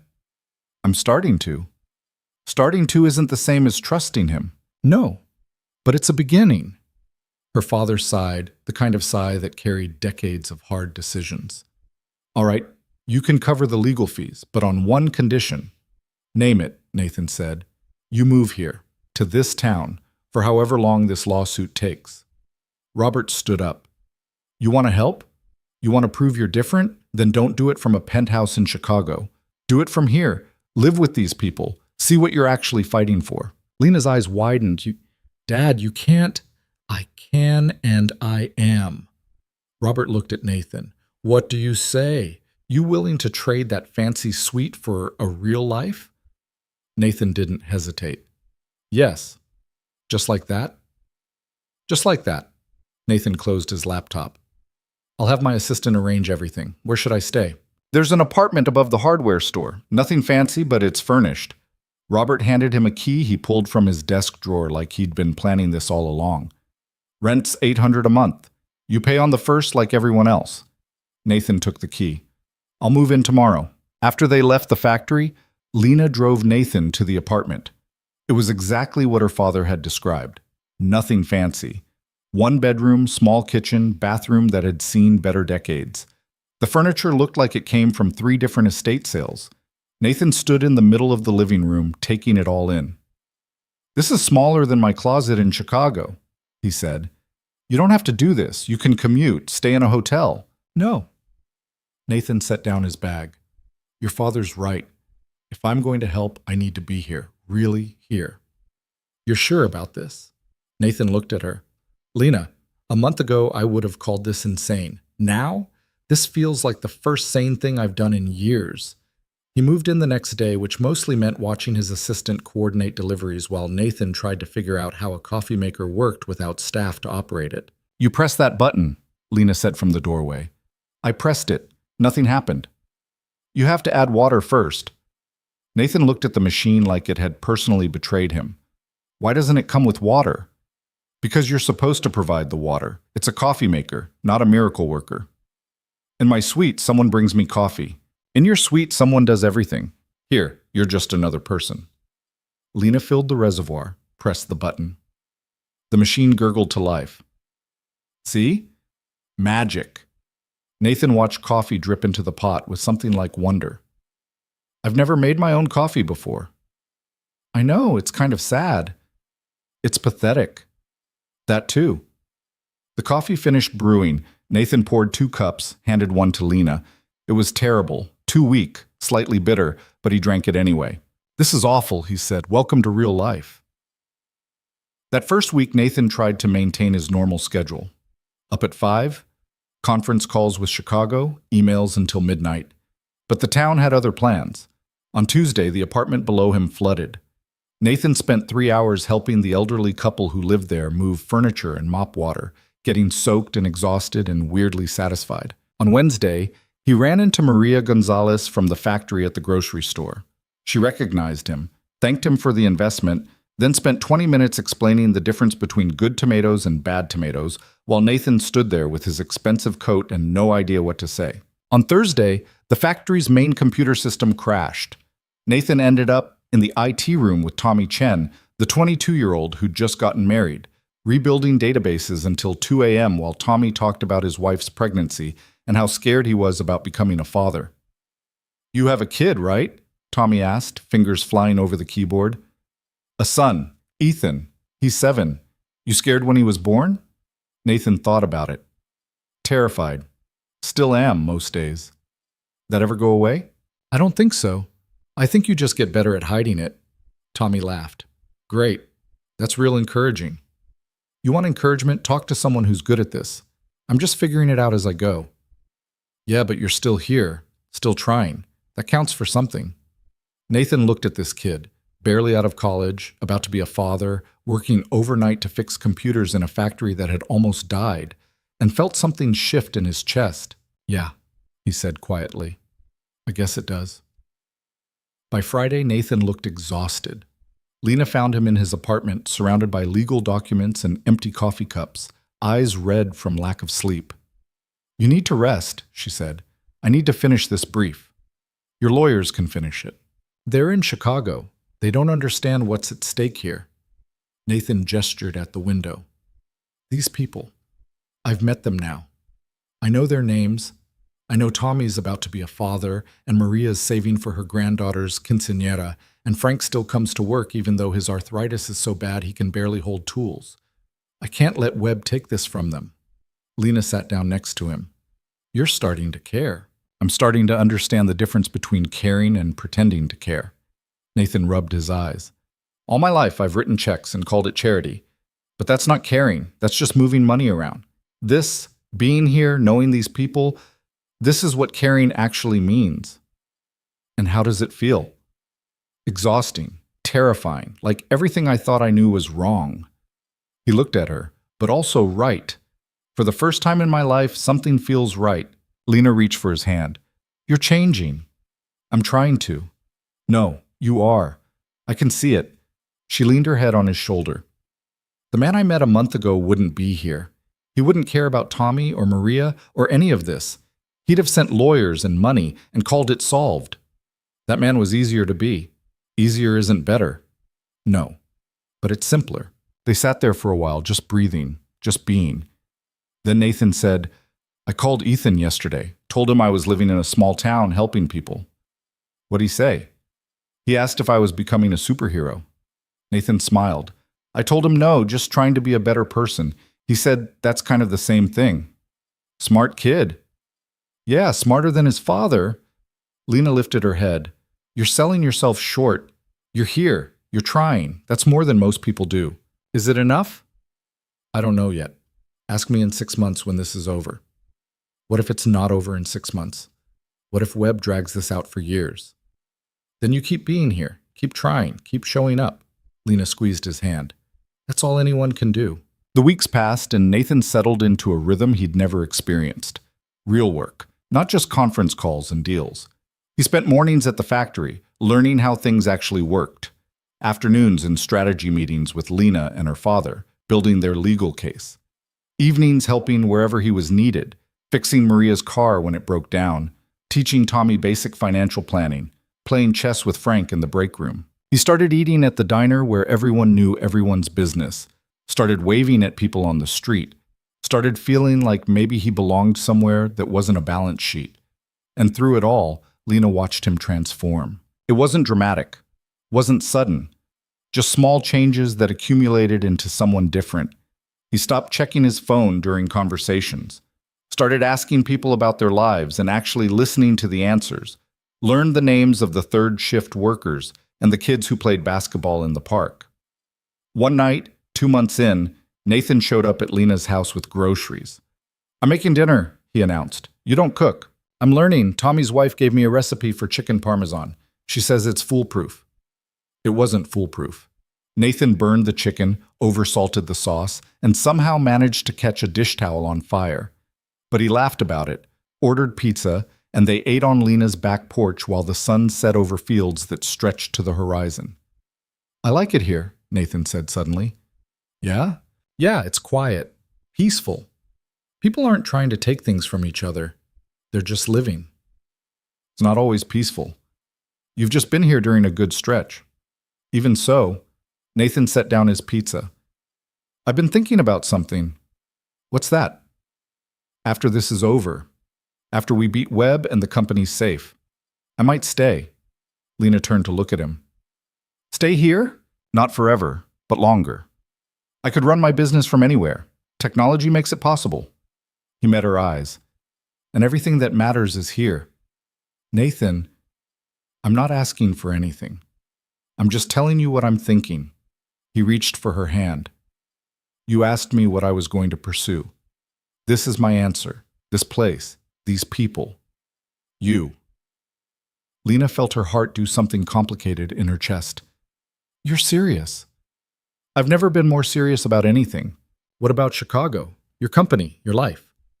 "My company runs itself. Chicago's just buildings. And my life?" Nathan smiled. "My life has been empty for longer than I want to admit. Being here, doing this work, it's the first time I've felt like I'm actually living instead of just existing. And if I told you I need time, that I'm not ready to figure out what this is, then I'd wait. I'd keep showing up, keep proving I'm not the guy who made that deal in a hotel room." Nathan's voice was steady. "I've got nothing but time, Lena, and for the first time I want to spend it on something real." Before Lena could respond, her phone rang. The factory. "Lena, it's your dad. You need to get down here, now." They arrived at the factory 15 minutes later to find police cars in the parking lot and workers gathered in confused clusters. Robert Carter met them at the door, his face ashen. Someone sabotaged the main production line, cut hydraulic hoses, damaged computer controls, poured something corrosive into the cooling system. "We're looking at weeks of repairs. Maybe months." "Webb?" Nathan said immediately. "We don't know that. Who else has motive?" Nathan pulled out his phone. "I'm calling my security team, getting cameras installed tonight, and I'm increasing the legal pressure. If he thinks sabotage will make you settle, he's wrong." Robert put a hand on Nathan's shoulder. "Thank you. But this isn't your fight." "Yes, it is. These are my people now, too." The words hung in the air. My people. Nathan had said it without thinking, without calculation. Just truth. Robert studied him for a long moment. Then he nodded. "All right, let's get to work." They spent the night securing the factory, installing cameras, changing locks, coordinating with police. Nathan worked alongside the crew, getting his expensive clothes dirty, learning how to repair hydraulic systems from Frank, who moved slow but knew everything. "You're not half bad at this," Frank said, watching Nathan reconnect a hose. "I'm terrible at this." "Yeah, but you're trying. That matters more than being good." Frank handed him a wrench. "You know what the difference is between someone like you and someone like Webb?" "What's that?" "You're here, getting your hands dirty, helping. Webb just takes and runs." Frank tightened a bolt. "Town needs more people like you, people willing to actually show up." Nathan didn't know what to say to that, so he just kept working. By dawn, the immediate damage was contained. The factory could limp along while repairs happened. It wasn't ideal, but it was survivable. Nathan found Lena in her father's office, staring at damage reports. "Hey," he said quietly. "Hey, you okay?" "No, but I will be." She looked up at him. "You didn't have to stay all night." "Yes, I did." "Why?" "Because this is what you do when you're part of something. You stay. You help. You don't run just because it's hard." Nathan sat down across from her. "Your father called me one of his people. No one's ever said that to me before. I've been an investor, a CEO, a name on a building, but never someone's people. And how does it feel? Like I finally understand what I've been missing." Nathan reached across the desk, took her hand. "I love you." The words came out simple, direct, like they'd been waiting years to be said. Lena stared at him. "What?" "I love you." I don't know when it happened. Maybe when you yelled at me for trying to buy the company. Maybe when you made me call my son. Maybe last night when you showed up covered in hydraulic fluid and still ready to fight. Nathan squeezed her hand. I just know it's true. And I needed you to know. Nathan, you don't have to say it back. I'm not asking for anything. I just wanted to be honest. He stood up. I'm going to get some sleep. Then I'm going to help however I can. And I'm going to keep being here, keep showing up, until this is done. He walked to the door, then stopped. And Lena, I meant what I said about staying. Not because of you, though you're a big part of it, but because I finally found a place where I'm more than my bank account, where people see me as Nathan, not Nathan Cole, the billionaire. That's worth more than any deal I've ever made. Then he left, leaving Lena sitting alone in the office, trying to process what had just happened. The man who'd bought her time had just told her he loved her. The man who'd started as a monster had become someone real, and the scariest part was that she believed him. 3 months later, they won the lawsuit. Webb's claim was thrown out, his lawyers sanctioned for filing a frivolous suit. The judge ordered him to pay restitution for the sabotage. He'd been sloppy, left evidence, and his former partner had turned on him for immunity. The town celebrated with a party at the factory, workers and families gathering to mark the victory. Nathan stood on the sidelines, watching people laugh and dance and celebrate, feeling like he'd finally found where he was supposed to be. Lena found him there, handed him a beer. You did it, she said. We did it. No, you did this. You stayed. You fought. You became part of this place. She clinked her bottle against his. My dad was wrong about you. What'd he say? That you'd leave this first time things got hard. That rich guys always do. Lena smiled. But you didn't. You stayed, even when it was messy and exhausting and nothing like your real life. This is my real life now. Chicago's just where my mail goes. You're really staying? I'm really staying. Nathan set down his beer. I found a house, 3 bedrooms, needs work, but it's got good bones. I made an offer yesterday. 3 bedrooms, 1 for me, 1 for an office, 1 for Ethan when he visits. Nathan looked at her. Or for whoever needs it. I'm still figuring out what family looks like. Lena felt tears building. I love you too. Nathan went very still. What? I love you. I didn't want to. I spent weeks trying not to. But I do. She moved closer. You're not the same person who offered me that deal. You're someone better, someone real. And I love who you've become. Nathan pulled her close, buried his face in her hair. I don't deserve you. Probably not, but I'm choosing you anyway. They stood there while the party swirled around them, 2 people who'd started as a transaction and become something neither of them had expected, something real, something worth fighting for, something that looked a lot like love. Nathan bought the house on Maple Street in early spring when the trees were just starting to bud and the air smelled like possibility. It was a craftsman-style place built in 1952 with peeling paint and a porch that sagged on one side and windows that rattled when the wind blew. The real estate agent had called it a fixer-upper, which was code for disaster waiting to happen. Nathan loved it immediately. You're insane, Lena said, standing in the living room where wallpaper from 3 different decades competed for attention. This place needs everything. I know. The plumbing's ancient. The electrical's probably not up to code. That ceiling stain means roof damage. I know. So why buy it? Nathan ran his hand along the mantel, feeling decades of paint layers under his fingers. Because it's mine. Not an investment property, not a status symbol, just a house that needs someone to care about it. He looked at her. Kind of like I needed someone to care about me. Lena shook her head, but she was smiling. You're getting sentimental in your old age. I'm 32. Like I said, old. They spent the next month renovating, which mostly meant Nathan learning how to do things he'd never done before, while Lena supervised and occasionally kept him from accidentally destroying load-bearing walls.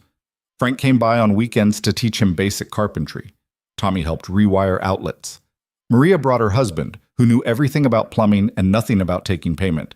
You helped save our jobs, Maria's husband said when Nathan tried to pay him. This is just neighbors helping neighbors. Neighbors.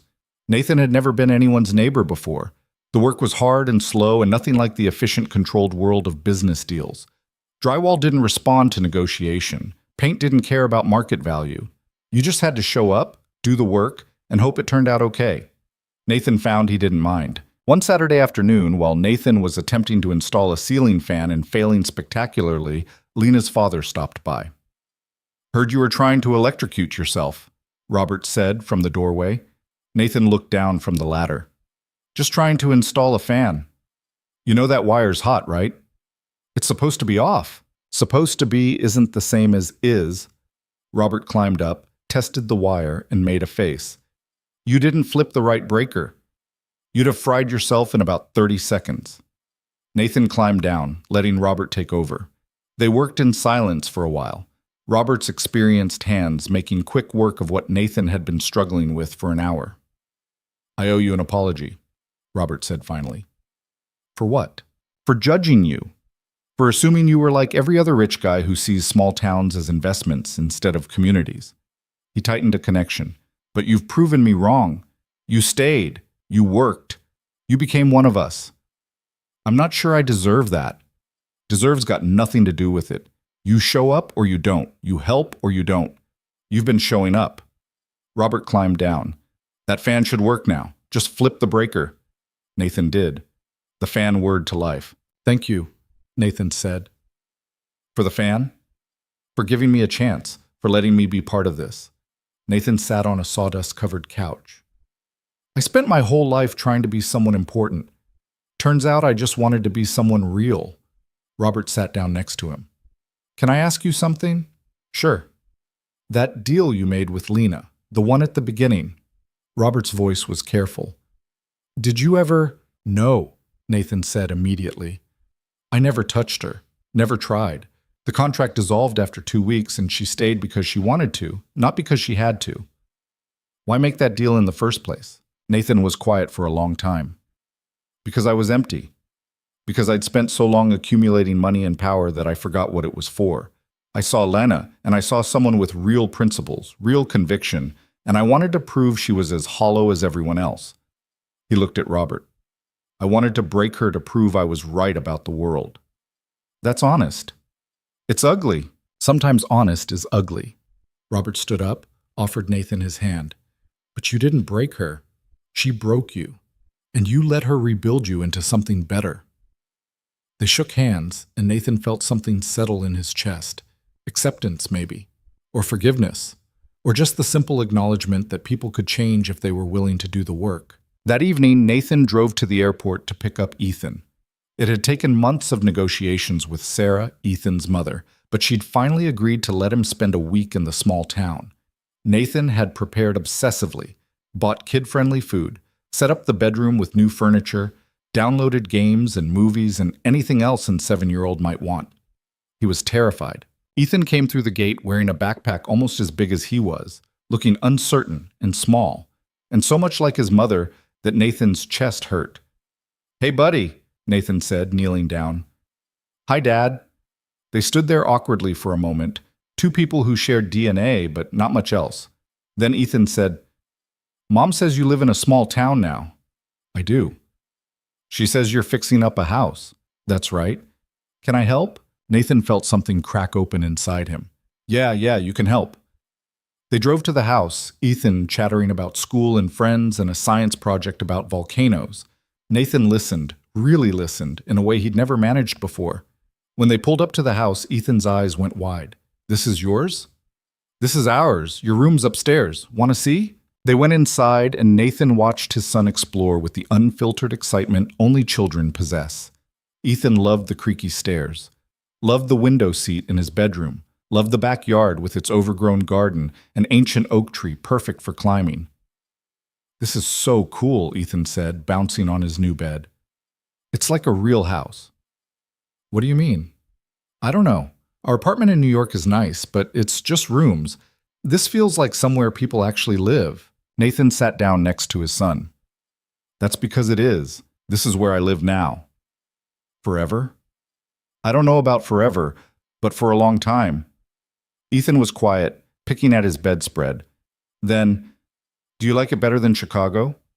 "I like who I am here better than who I was in Chicago." "What's the difference?" Nathan thought about how to explain it to a 7-year-old. In Chicago, I was always working, always trying to make more money or close bigger deals.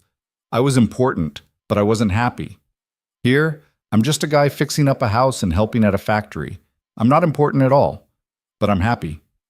You seem different, Ethan said. On the phone, you sound like you're smiling more. I am smiling more. Is it because of Lena? Nathan looked at his son. Your mom told you about Lena? She said you have a girlfriend. Is that true? It's complicated. Mom says that's what adults say when they don't want to explain things. Nathan couldn't help but smile. Your mom's right. Yeah, I have a girlfriend. Her name's Lena, and she's... He stopped, trying to find words that would make sense. She's the person who helped me figure out how to be better. Can I meet her? You want to? Yeah, if she's important to you, I want to meet her. They had dinner at Lana's house that night, a casual thing with her father and Lena cooking while Nathan and Ethan set the table.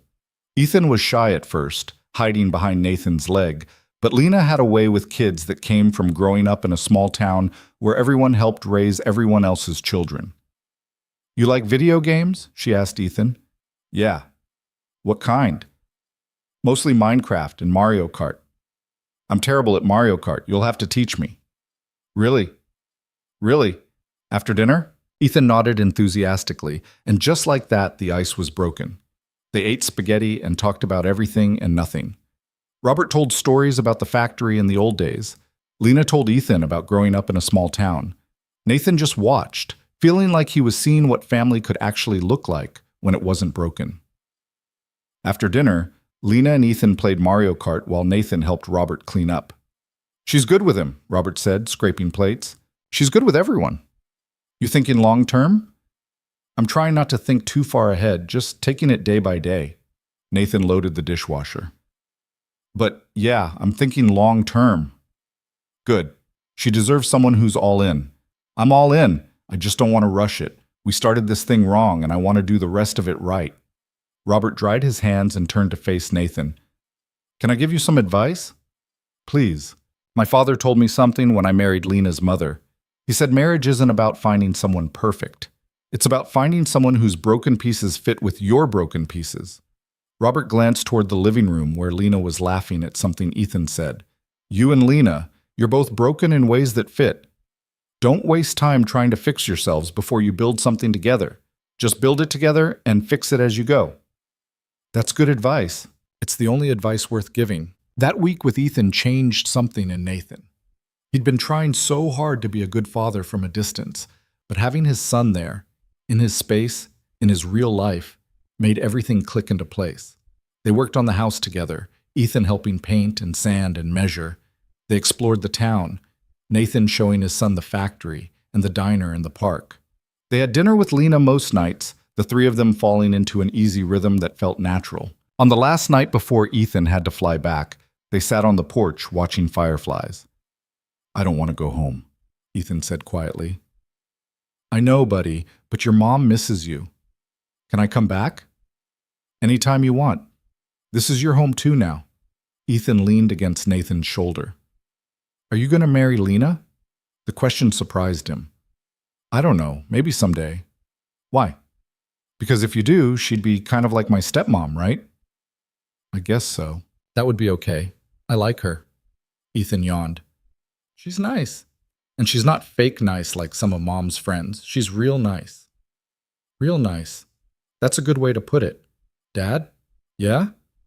I'm glad you moved here. You're happier. And when you're happier, I'm happier. Nathan pulled his son closer, feeling tears build. I love you, Ethan. I love you too, Dad. They sat there until Ethan fell asleep, Nathan carrying him inside and tucking him into bed.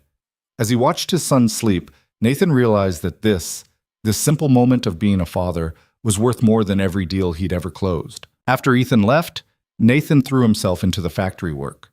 The lawsuit victory had given them breathing room, but there was still so much to rebuild. Nathan started working with Robert on long-term planning, using his business expertise to help modernize operations without losing the company's soul. He also started the foundation he'd mentioned months ago, the Cole Foundation for Working Communities, dedicated to supporting small towns and local businesses. Not handouts, not charity, but partnerships. Investment in people and places that had been forgotten by people like him. Lena helped him set it up, bringing her practical understanding of what communities actually needed versus what rich people thought they needed. You can't just throw money at problems, she explained during one planning meeting. You have to understand what the problem actually is first. So, what do communities need? Training programs, childcare, healthcare, investment in infrastructure. Lena pulled up a document. But also respect. Recognition that these places have value beyond their economic output. That the people here matter even if they're not profitable. Nathan listened, taking notes, learning from someone who'd lived this reality instead of studied it from a distance. The Foundation's first project was right there in town, a training program for advanced manufacturing, partnering with the community college to give workers new skills. Nathan insisted on hiring locally, paying well, and creating pathways for advancement. "You're losing money on this," one of his business partners from Chicago said during a video call. "I'm investing in people. That's not how investment works." "Maybe that's what's wrong with how we've been doing it." He ended the partnership that day. Some bridges needed burning. 6 months after moving to town, Nathan got a call from his ex-wife. "I'm getting remarried," Sarah said without preamble. Nathan felt a complicated mix of emotions. "Congratulations." "Don't be like that." "I'm being genuine. If you're happy, I'm happy for you." Silence. Then, "Really? Really? You deserve to be happy, Sarah. We weren't right for each other, but that doesn't mean I wish you anything but the best." "Who are you, and what have you done with Nathan Cole?" Nathan laughed. "I'm working on being better. I can tell. Ethan talks about you differently now, about the house, about Lena, about your life there." Sarah's voice softened. "He's proud of you. That's new."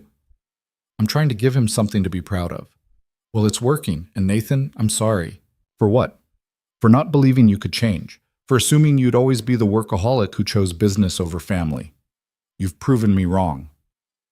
"We both made mistakes." "Yeah, but you're fixing yours. That matters." They talked for another hour, working out details for Ethan's summer visit. It was civil, even friendly. Another bridge repaired instead of burned. That night, Nathan told Lena about the conversation. "How do you feel?" she asked. "Relieved. Like I can finally stop being angry about how things ended and just accept that they ended for good reasons." Nathan pulled her close. "I wasn't ready to be a husband back then. I wasn't ready to be a father. I wasn't ready to be anything except rich. And now? Now I'm ready to try, to actually show up for the people who matter." He kissed her forehead. "Speaking of which, there's something I want to talk to you about." "This sounds serious." "It is." Nathan took her hand. "I want you to meet someone." "Who?" "My father." Lena pulled back. "You never talk about your father." "Because we haven't spoken in 3 years. Not since I told him I thought his business practices were unethical, and he told me I was ungrateful." Nathan looked down. "But he's getting old, and I'm trying to be someone who repairs things instead of abandoning them. So I called him, and he agreed to meet. Here. He's coming here? Next week. And I need you with me because I'm terrified and you make me brave." Lena squeezed his hand. "Okay, I'll be there." Richard Cole arrived on a Tuesday afternoon, driving a car that cost more than most houses. He was 72, silver-haired, impeccably dressed, and looked at the small town like it was a museum exhibit of poverty. "This is where you've been hiding?" he said when Nathan met him at the house. "I haven't been hiding. I've been living." Richard walked through the house, taking in the renovations with a critical eye. "You did this yourself?" "With help from friends." "Friends? You have friends now?" "I have a lot of things now, including perspective." Nathan gestured to the porch. "Can we talk?" They sat outside, and for a while neither spoke. Then Richard said, "Your mother would have liked this place." The mention of Nathan's mother hung between them like smoke. "You never talk about her," Nathan said. "It's painful. So you just pretend she didn't exist?" "I work. Working keeps me from thinking about what I lost." Richard's voice was hard. "Just like you work to avoid thinking about your failed marriage." "You're right, I did. And it made me miserable." Nathan leaned forward. Dad, I called you because I'm trying to be different than we've been. I'm trying to break the cycle of men in our family who choose money over people. Money keeps people safe. Money kept me isolated, alone, convinced that caring about anyone was weakness. Nathan gestured at the town around them. These people don't have much money, but they have community, they have connection, they show up for each other, and that's worth more than any deal I've ever closed. Richard was quiet for a long time. Then, your mother used to say that I was choosing money over her. Was she right? Yes. The word came out broken. I thought if I made enough money, I could save her. Buy the best doctors, the best treatments. I thought money solved everything. Richard's hands shook. But it didn't, and when she died, all I had left was money, so I kept accumulating it because it was the only thing I knew how to do. Nathan felt tears building. Dad, don't. Don't pity me. I made my choices. I live with them. Richard stood up. But you don't have to make the same choices. You're doing something I never could. You're choosing people. It's not too late for you to choose people too. I'm 72. It's too late for me to change. That's what I thought about myself 6 months ago. I was wrong. Nathan stood. Stay for dinner. Meet Lena. Meet the people here. See what I'm building. Richard looked like he might refuse. Then he nodded. One dinner. They gathered at Lena's house. Lena, her father, Nathan, Richard, and a few factory workers who'd become friends. It was casual, loud, full of laughter and stories, and the kind of warmth that came from people who genuinely liked each other. Richard sat quietly, watching everything with unreadable eyes. After dinner, he pulled Nathan aside. She's not what I expected. Lena? Yes.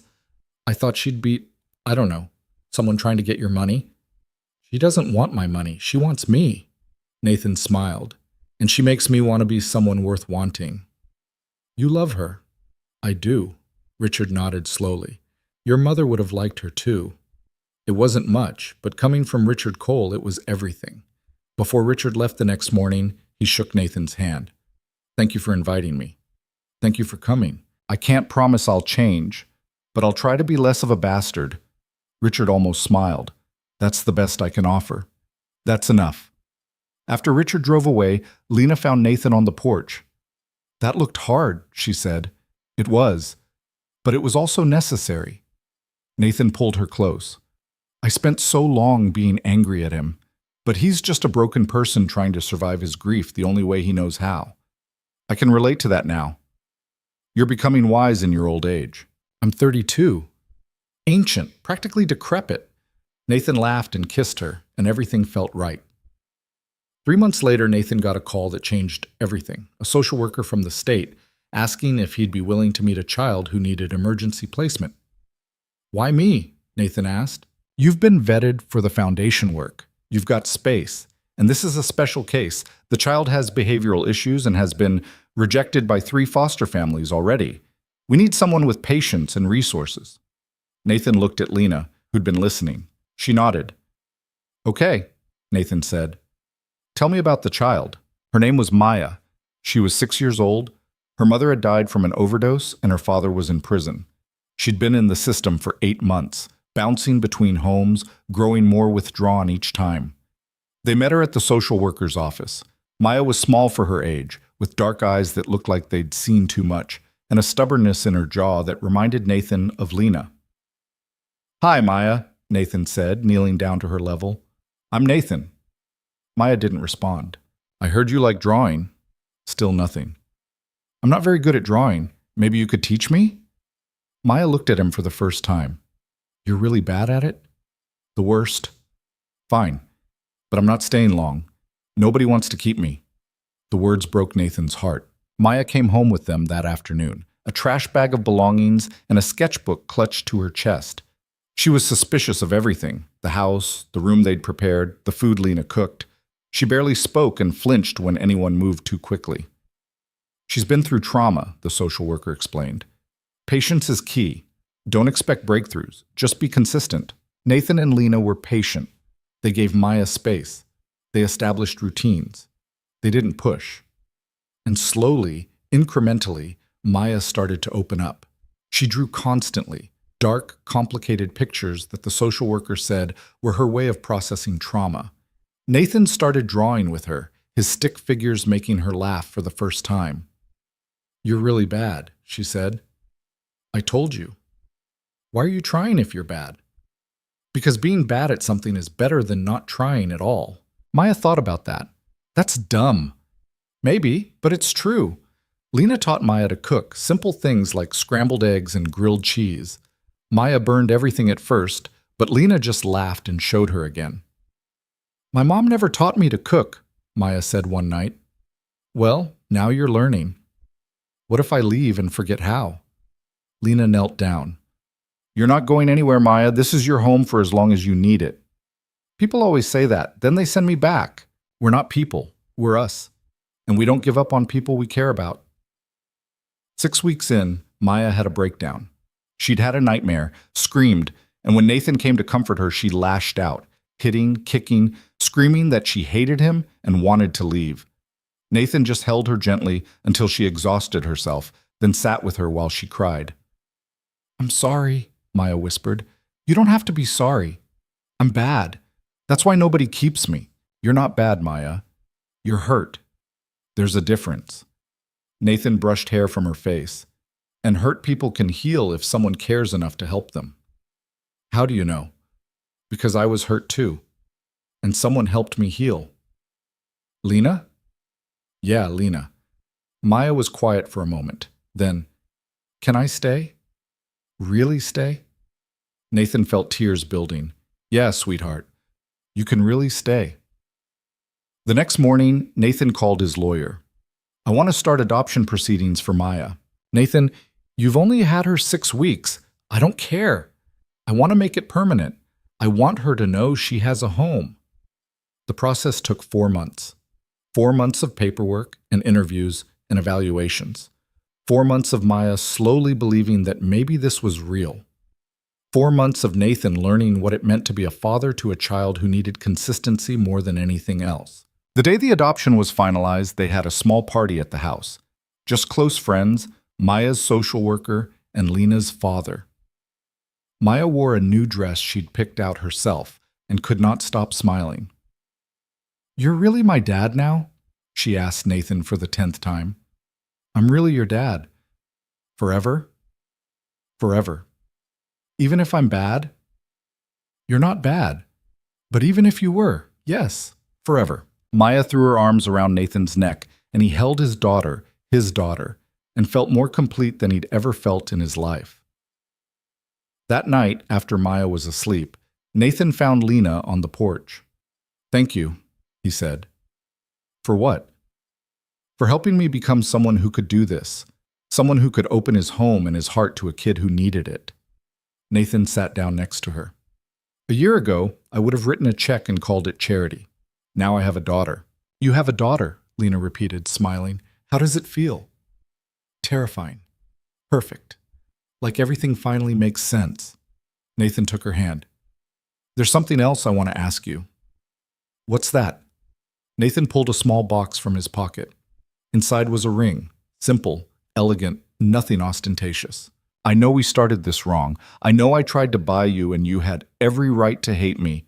But you saw something in me worth saving, and you helped me become someone worth being." Nathan opened the box. "I love you, Lena. I love the life we're building. I love who I am when I'm with you. So I'm asking, will you marry me?" Lena looked at the ring, then at Nathan, then at the house where Maya slept peacefully for maybe the first time in her young life. "Yes," she said simply. "Yes, I'll marry you." Nathan slipped the ring on her finger and kissed her, and everything that had started as a transaction became something real. They got married 6 months later in a small ceremony at the factory. The entire town came, workers and families cramming into the space that Nathan had helped save. Maya was the flower girl, taking her job very seriously. Ethan was there too, beaming with pride at being part of something good. Robert walked Lena down the aisle, still weak but holding on to see his daughter marry a man who'd proven himself worthy. "You take care of her," Robert whispered to Nathan at the altar. "I will. I promise." "And Nathan, thank you for saving more than just the factory. Thank you for saving my daughter from settling for someone who didn't deserve her. She saved me first. The ceremony was simple. No fancy decorations, no expensive details, just two people promising to build a life together, surrounded by the community that had taught Nathan what life actually meant. When the pastor asked if anyone objected, Maya called out, "I object to this taking so long. I'm hungry." The whole room erupted in laughter, and Nathan realized he'd never been happier. At the reception, Nathan's father showed up. He'd driven 12 hours, hadn't told anyone he was coming, and stood awkwardly by the door until Nathan saw him. "You came," Nathan said. "I wanted to see what my son built." Richard looked around at the celebration. "It's remarkable. It's real." "Yes, it is." Richard handed Nathan an envelope. "I'm dissolving my company, selling everything, starting a charitable foundation with the proceeds." Nathan stared at the envelope. "Dad, you were right. Money without purpose is just numbers, and I'm tired of numbers." Richard's eyes were wet. "Your mother would be proud of you. I'm proud of you." They embraced, two men who'd spent years broken finally beginning to heal. The party went late, music and dancing and joy spilling out into the warm summer night. Nathan danced with his wife, with his daughter, with his son. He talked with workers and friends and people who'd become family. At one point, he found himself standing with Frank, watching everyone celebrate. "You did good, kid," Frank said. "I just showed up." That's all anyone can do. Show up, do the work, care about people. Frank clapped him on the shoulder. "You turned out all right." As the night wound down and people filtered home, Nathan stood with Lena and Maya, looking at the factory that had brought him here. "What are you thinking?" Lena asked. "I'm thinking about how a year ago I walked into a hotel room thinking I was going to prove someone's principles were fake. And instead I learned that everything I thought mattered didn't, and everything I thought was weak turned out to be the only thing worth having." That's very philosophical for someone who spent the day drinking champagne. Nathan laughed. "I'm saying I'm grateful for you, for Maya, for this place, for the chance to become someone better. You were always someone better. You just needed help finding him." They went home. Home. Not a house, but a real home. And tucked Maya into bed. She was asleep before her head hit the pillow, exhausted from the excitement. Nathan and Lena sat on the porch, just like they'd done countless times before. "So what now?" Lena asked. "Now we live. We raise our daughter. We help where we can. We build something that matters." Nathan pulled her close. "We keep showing up." "For how long? Forever? Or until we get it right? Whichever comes first." Lena laughed and kissed him, and somewhere in the distance, the factory hummed with the sound of people working third shift, and the town slept peacefully, and everything that had been broken found a way to heal. Because that's what happens when people choose connection over isolation, when they choose to show up instead of running away, when they choose to be better instead of just being rich. Nathan Cole had spent 32 years accumulating wealth and power, thinking that was what mattered. It took one desperate woman and 30 days to teach him that the only wealth that mattered was the kind you built with other people. The only power worth having was the power to change yourself. And the only thing that made life worth living was showing up for the people who needed you, day after day, even when it was hard. He'd started as a billionaire who thought he could buy anything. He'd become a father, a husband, a neighbor, a friend. And in the end, that was worth more than any fortune he'd ever made.